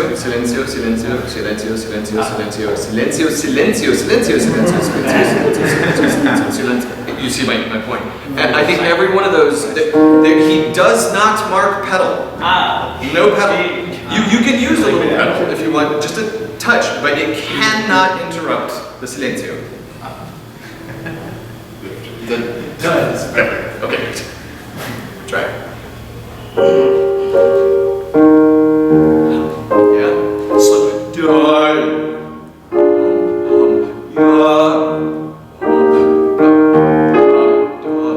Good. I would separate. One second. I would separate these out so that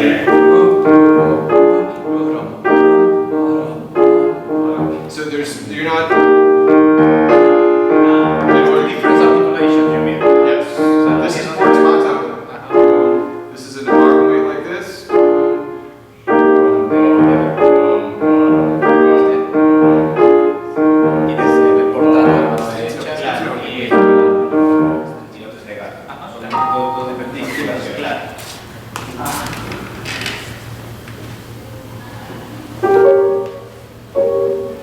Well, you can touch the pedal if you want. That's okay.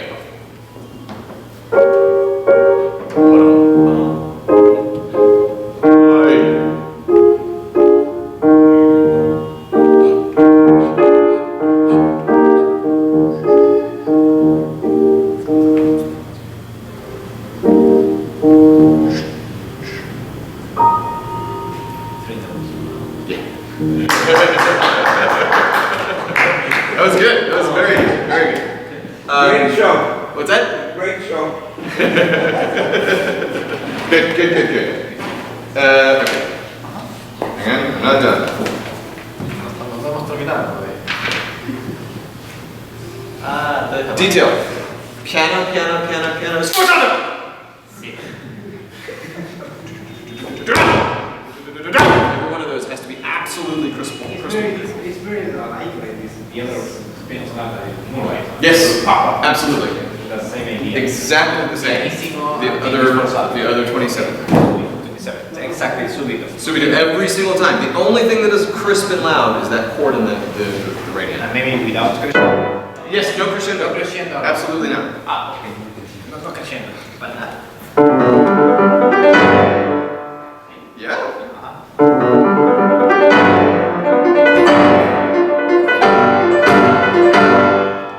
And then soft.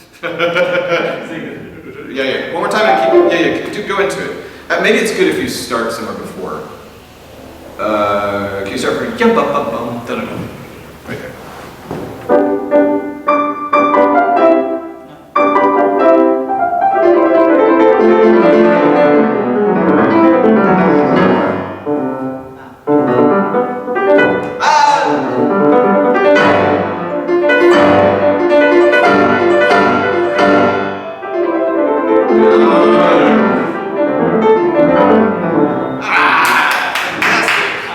That was great.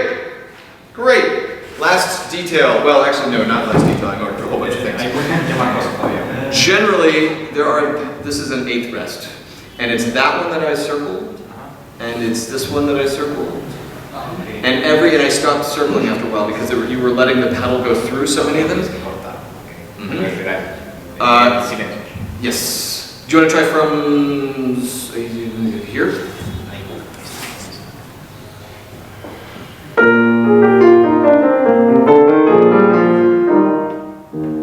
And even shorter. That's right. That's exactly right. That's good. You can connect the left hand, but the right hand has to get off at that point. Off. Yep. So those details, extremely important.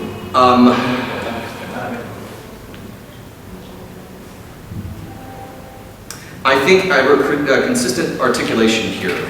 In this passage, I got this. I'm sorry.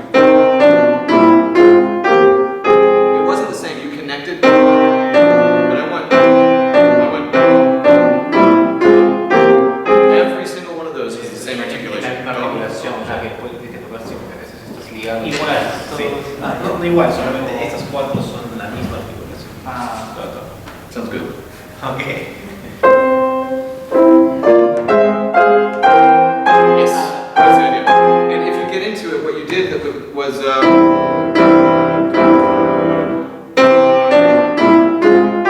was a slur. But I don't want the.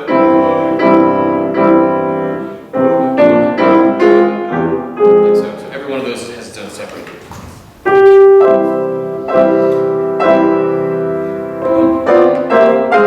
was still a little slow. It was still a little connected, and it was Es just muy like. conectado, vamos a esperar. Try you.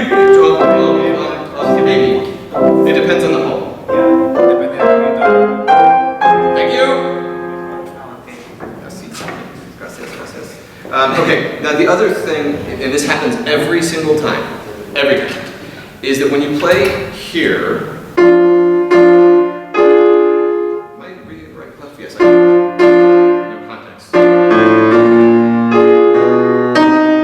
That sticks out, and it shouldn't. This is a resolution of. Estás marcando ese mi y ese mi es resolución y es parte de otra voz, no es principal. Yo le estoy escuchando que marcas, pero no digo, me interrumpo. That sounded right. Because you want to hear, you don't want that to interrupt the melody.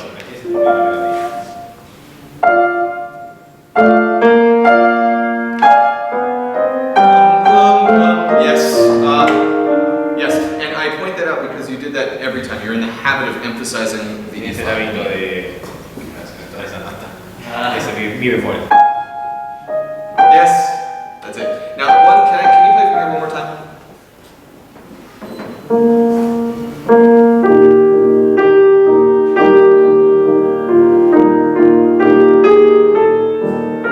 Yes, I knew it. You're not playing a fa. Yeah. Sorry. Good.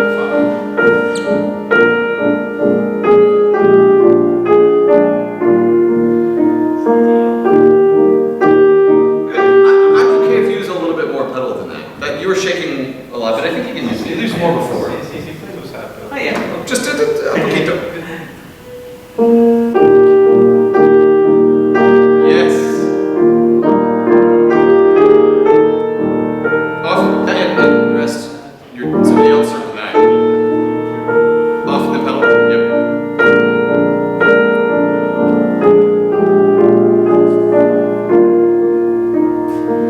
Beautiful. Fantastic. Thank you.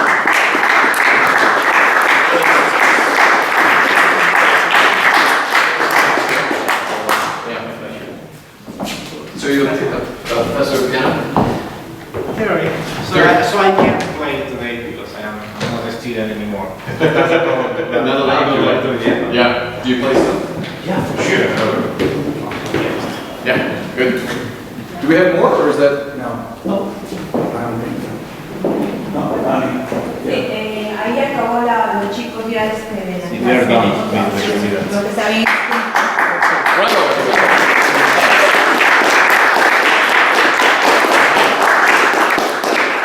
Thanks for the wonderful playing.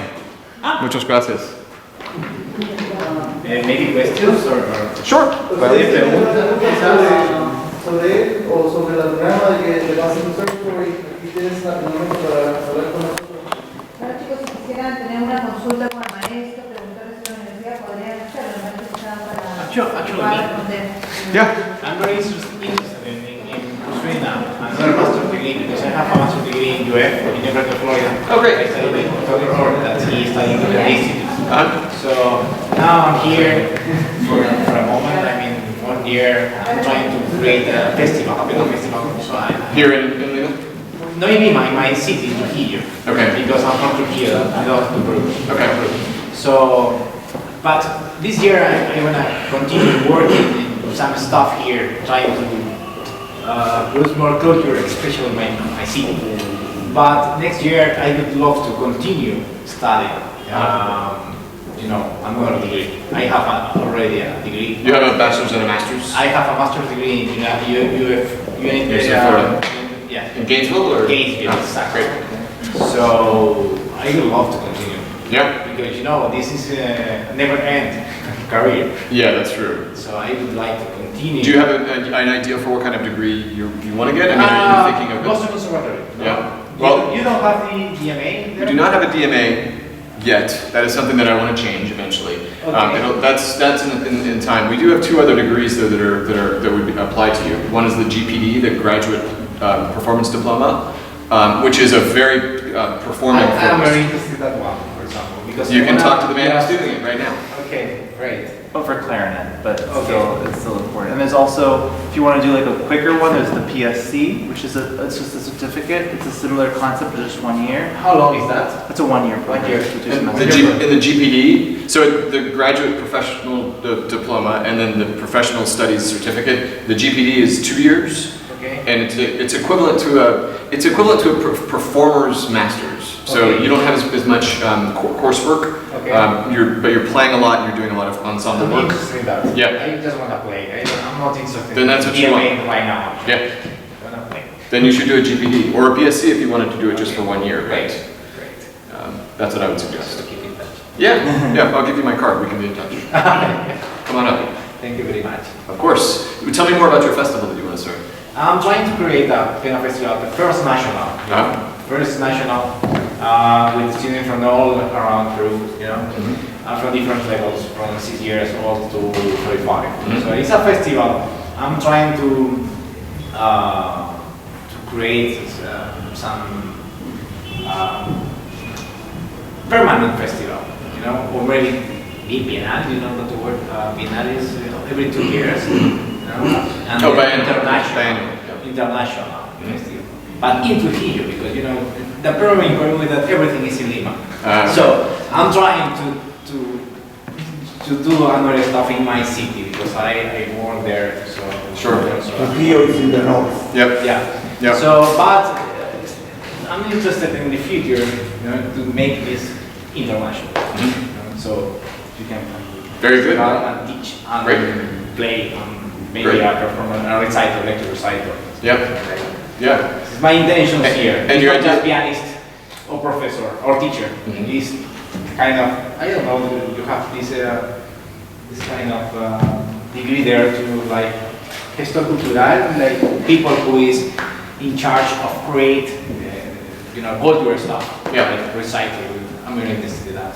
Oh, sure. You mean like Arts. doing administration? Yeah. Estoy tratando de hacer gestión cultural ahora. Yeah, Porque sure. There's people that are doing like the arts and culture programs in like governments Yep. or for other societies for like schools. They'll be part of like that kind of work. They'll help kind of bridge the gap between like the arts. You know, that makes sense. Yeah. I've done stuff like that. Like it's fun. Yeah, because we need a lot of that in Peru. Yeah. I understand. It's a good place to work in that. But I continue playing it because it's Yeah. my most love, you know. Well, and actually, by creating a festival, you're probably creating more opportunities for yourself to perform. Exactly. I know that selfishly. I started a festival with my wife that That's takes my- place in California, and it's a lot of work to manage, put something like that together, and maintain a festival. But it's Yeah. very satisfying work. Exactly. I love it passionately, and you just being able to direct how you want the festival to materialize, Yeah. come together, and who you want to invite to come as guest Exactly. artists and performers. Exactly. It's great fun, and Now is Trujillo, my city is kind of a virgin place. You know, Mhm. this stuff, but there's no other classical music there. it's a conservatory, but it's a big. Do you have facilities to host the festival? I'm doing by myself, Okay. with my association, with my people. Okay. It's a big. So, yeah. Happy to talk more with you about Yeah, that. for sure. Just brainstorming ideas for, maintaining the budgetary issues are the most problematic, right? I mean, Yeah. budget and where do you have it? Those are the Yeah, two things. exactly. I mean, if you build it, they will come. It's very easy to get people to come to a festival. Exactly. It'd be very easy to get people to come So now to I'm Peru. collecting sponsors. Good, good. But my festival is gonna be on November. Mhm. At the Oh, end of it's next November. November. 3 days. Yeah, this Fantastic. year, and it's going.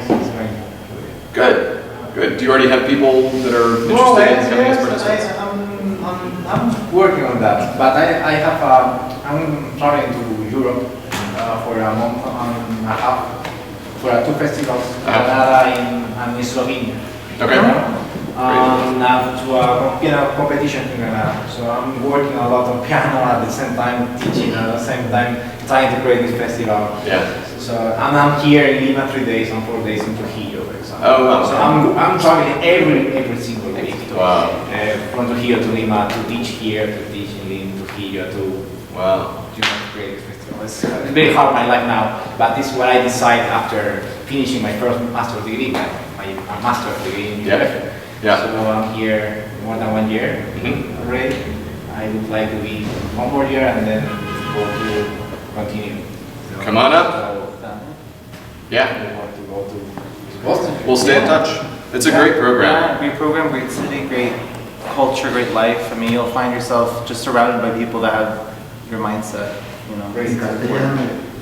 Bueno, si ustedes quieren visitar a Boston, I mean, hay una cultura muy bien allá y hay mucha gente que toca como ustedes y tienen mismas ideas y también hablan castellano, lo que sea. Buen fin. Bueno, para mí. ¿Qué tal es you have assistantship there? Sort What of. about that? Because it's important for people from the third world. Well, hay becas, pero no hay assistantships, no son como assistantships en programas públicos que tienen como completo la beca, pero tienen como un empleado, parte de la biblioteca o algo, pero son becas también normales, que gente da dinero para los estudiantes tienen oportunidades para tocar. Pues si tienes un buen nivel, será posible tener una beca completo o no. O también tenemos programas que se llaman la diploma de artista, artist diploma, si tienen la beca o el nivel cualificado para tener ese programa, es completamente pagado. So, para ti, yo creo que usted tiene una oportunidad de tomar una decisión para eso, porque tienes también tú tocas, pero también tienes festivales, tienes todo esto. Para ti, eso sería más mejor. I have the requirements to be in your artist diploma.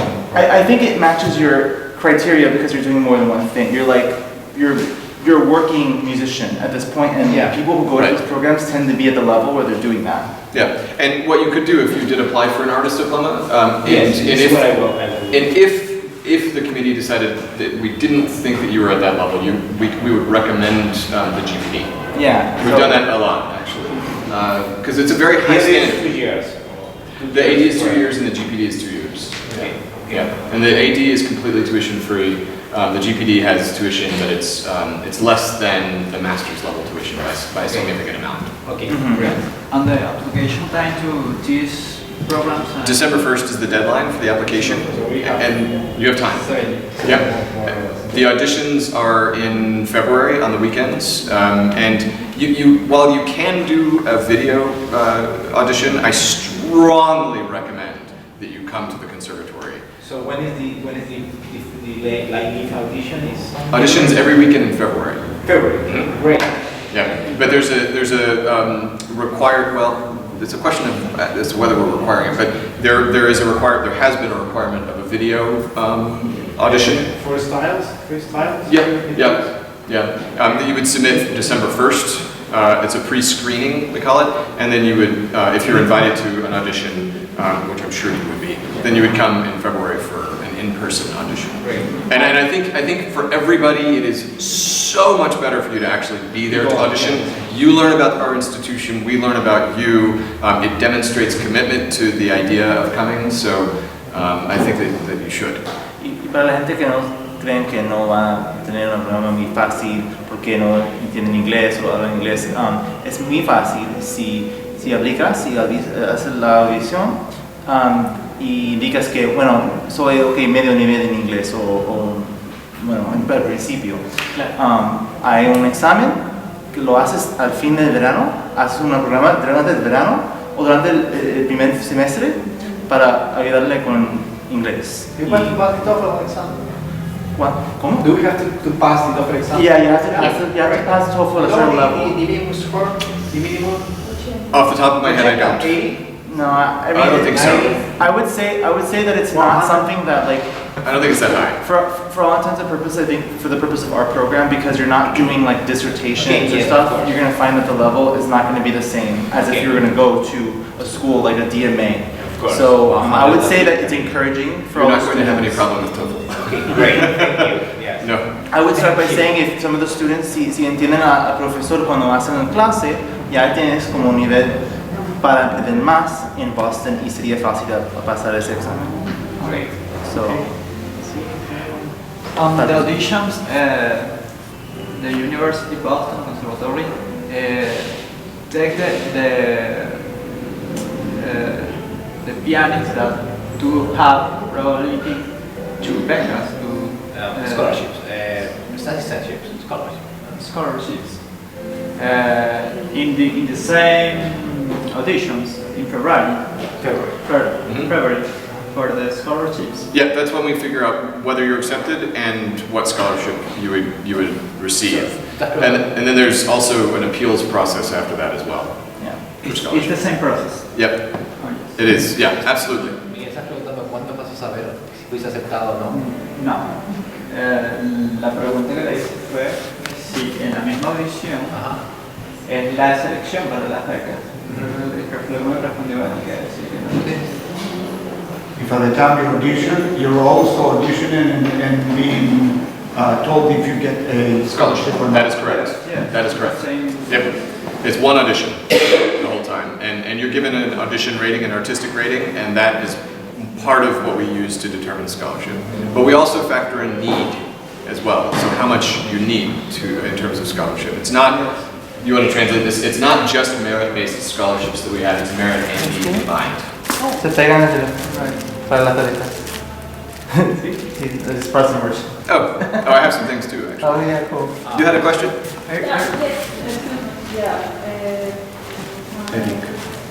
Hablado de pregrado y scholarship. So, Pregrado. The undergraduate. Students. undergrad, yes. If you have a scholarship in the undergrad, We have scholarships across the board. Yep. Scholarship. Yes. Sí tienen. Y, por ejemplo, Jair es menor de edad. He's underage. Yep. 16, right. So you have 2 more years, 1 more year of high school? No, I don't. He's done. You're done with high school? Wow, okay. Good for you. In Peru, you can be done in high school very At light 16. because you start I at see. 5, 10 years, and 15. You can be 15, 16 and finish. Interesting. Okay. Come audition. Yeah, come audition. We definitely, I mean, we have scholarship offers. That's, He told me that he wants to study abroad. No? Yeah. He wished to study, but he has 16. yeah, But since 5 wants to. yeah. Si el padre lo deja, no hay problema. Right? If the father allows, that's okay. Right. But he applied. He can apply. Yeah. Absolutely, he should. And in the pieces that Well, the repertory. Bach, Beethoven or Schubert, romantic piece, etude, modern. for styles. Yeah, plus an etude. 5 stars. But an etude, yeah. And it's actually, it's very easy to see the requirements. If you go to the website, click admissions, and then it can take you right there. So all you need is just access to the web, and every detail is there. But basically, it's you know, you have to have a Baroque, classical, romantic, 20th or 21st century, and then I believe we also require an etude depending on the level. If it's artist diploma, you have all. Yeah, for sure. Yeah. how long? Who's that? 1 year or For how long you study? for the regular? He would apply for the Bachelor of Music program, which is 4 years. 4 years. Yeah. And the scholarship is for. For 4 once you get a scholarship at the beginning, it stays all the way through, as long as you're in good academic standing. Ah, okay. También las notas, o sea, Sí, sí. buenas notas. Igual que el conservatorio. Same nice down here. Saying what? Not here. Not here? No, if you continue with good grades. Yeah. You know? Yeah. Yeah. Of course. I think Boston Conservatory at Berkeley is a truly unique institution. I don't know how much you know. You might translate this, Erica or Ricardo. Yeah. But Berkeley College of Music and Boston Conservatory merged. They're joined now. They're joined. And Berklee College of Music is one of the most, I think, innovative music schools in the whole world. They have things like film scoring, music production, music business, every musical style you can imagine. We even have a video game orchestra. Yeah. But that's at the college, and the conservatory, which is what we're all doing here, has this 150-year tradition of real excellence. And so we now have this gem of the institution, the conservatory, that has all of these opportunities at the college, at Berklee College, because of all of what it's been doing for so long. So now I always say that the whole school at large is the most complete music school in the entire world. What's the relation with the Valencia master? It's ours. So Valencia, interesting question. And we were talking I told you. Yes, you did, you're right. So at present, Valencia is, there's a master's program there that is, I think it's music. There's production. There's also performance based in it's a different kind of performance. It's like based in the studio. Right. Yeah. So it's not exactly what we're talking about here, but as I was saying to Eric earlier yesterday, I'm working now directly with the director of the Valencia school, Maria, and we are trying to plan a semester abroad program so that if you came in, say, fall of 19 or fall of 20, there would be an opportunity for you to go to Valencia for a semester and take one of your semesters there. Is there a possibility to do it if I start this year and do abroad in Boston? Valencia Masters this year, September? You mean, what, so start in Boston and then go to Valencia after that? No, Valencia. Valencia first. I'm not 100% sure what the timeline is for Valencia's... September. Yeah, but what about auditions for the program? Now. Now? So yes. Yeah. So your question is, can you start in Valencia and then come to the conservatory after that? Yes, but the programs, you'd have to also apply at the conservatory to a particular program. So you could go there, and actually it's a one-year master's program, and you could get that one-year master's while you're there, come and apply at the conservatory, and not transfer, it would be a new program at the conservatory. Does that make sense? Yes, but I say we have to stop my studies on February to go for the auditions. No, not necessarily. I mean, you wouldn't have to stop, because you would just have to come for the weekend, and then go back. It's a quick trip. It's actually not very far from Boston. Sería más fácil si estuviera en el programa de Berklee, tomando ese programa de Masters, y mientras tanto puede también tomar un semestre en Boston, porque tienen programas en Boston de Berklee y son iguales. ¿De Valencia dices? Bueno, los clases disponibles en Boston son más, claro, y toman algunas clases en Valencia, la mayoría, y algunas en Boston sería. Por ejemplo, no sé por qué el programa es específicamente para Valencia, y puede ser que no hay clases de todos. En su caso sería una oportunidad, sí hay. Y mientras tanto también pueden tomar clases con el profesor de piano de Boston Conservatory cuando estás en Boston, dar esas clases, y así que pueden tomar una audición cuando ellos saben a ti y sea un buen rapport. Yeah. So I was saying, if the program was available for them to do that, they could do something in Valencia as a Berklee student, and then if there was a semester possibility in Boston for a while, to do that, then also simultaneously get to know pianists in BOCO, at Boston Conservatory, take an audition, and then transfer in like that. That would be another way to do it more seamlessly. Yeah, but I would see if there's an option. Yeah, that's definitely worth looking into. Obviously, we have a bunch of people that are the Valencia campus and Boston campus that can give you the information. But those are all viable options. We're just, from the conservatory's perspective, we're literally just now about to look at the curriculum in Valencia. I'm going there in June, and I'm going to meet with all the faculty and look at what they teach. And because the tradition that they have there is more in line with the Berklee College tradition rather than the Boston Conservatory tradition. And so the nature of the classes are different. As a result, we need to see how much relationship there can be between what they already have, or if we need to start new classes in Valencia to make it work for the conservatory. So right now it's a little bit of an open question, but it is, I can assure you, it is something that I am taking full command of, because it's something I strongly believe that we need to have. Yes, me too. Though Yeah. I'm applying right now for the Valencia campus. I'm on heart, I'm an advanced. Okay, great.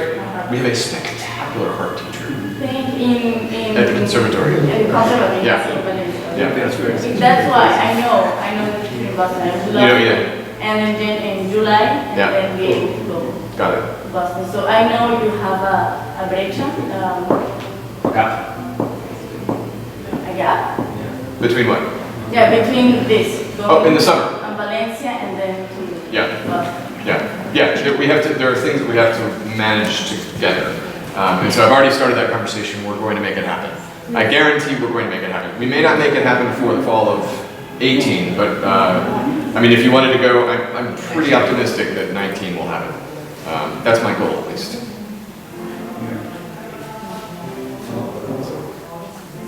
Tell me about yourself. Did you study here, or are you studying? No. Okay. I teach. Teach, okay.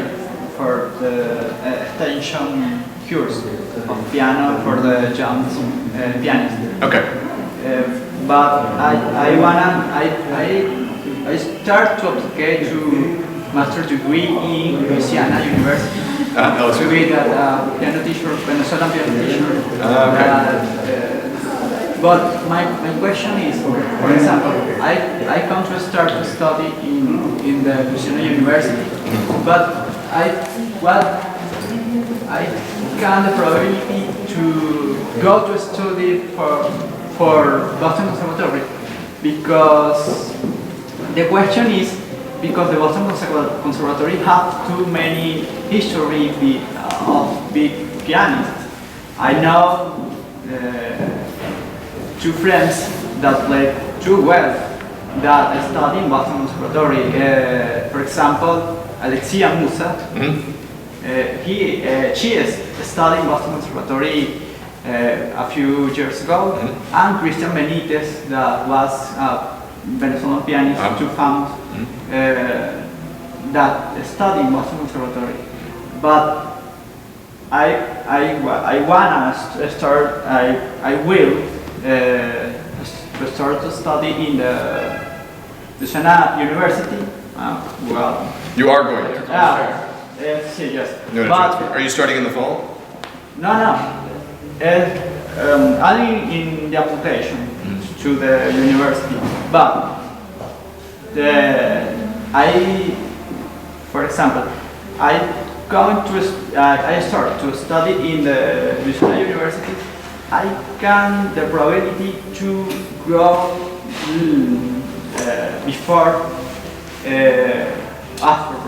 after to Boston Conservatory. That have too much problem Is it a question? So a transfer question. Durante el programa quieres transferir las clases. Ellos miran a los cursos que tienen en Louisiana, de vez, ¿se aplica o no se aplica? Eso es caso en caso, no es algo muy floja o fácil. I understand that was those two institutions different, but I prefer Boston Conservatory. Of course.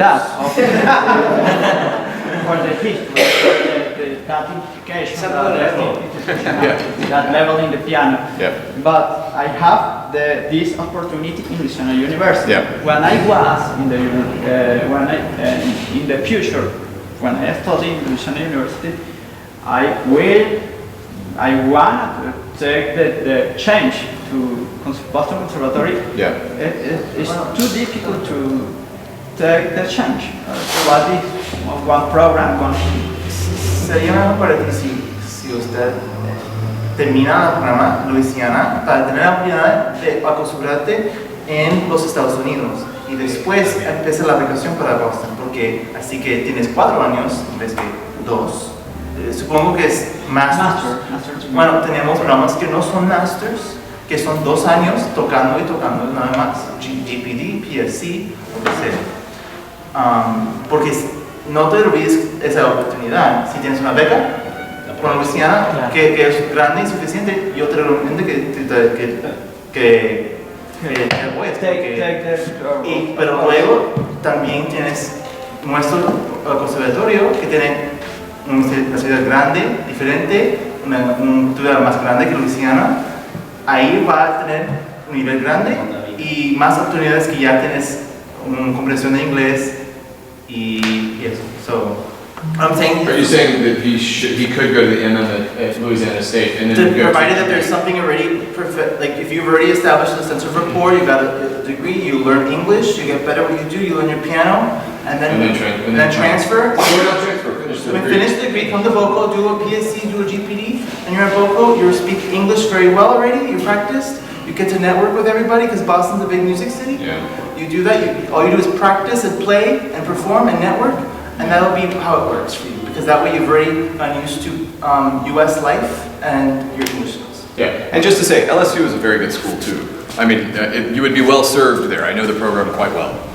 So if that's the path that you wanted to take and it seemed like the path of least resistance, the easiest path forward, then you should. And then follow Eric's advice and come for a PSC or a GPD. But if you'd rather just start in Boston, come audition in February. Right. ¿Alguna otra pregunta? Do you have cards? I do, and I have. I'm going to get some pens out too. Yeah. So, toma para pegar en el teléfono. Eso para los legales. Ya tenía más porque yo lo digo a los estudiantes. ¿Qué se da? Para pegar en el teléfono. Take one and pass it out. I love these pens. Gracias. Gracias. Thanks for your help. Absolutely. Tell me your name again. Miguel. Nice name. Yes. Aprender algo en español es más fácil. La resiliencia es muy fácil. Y luego para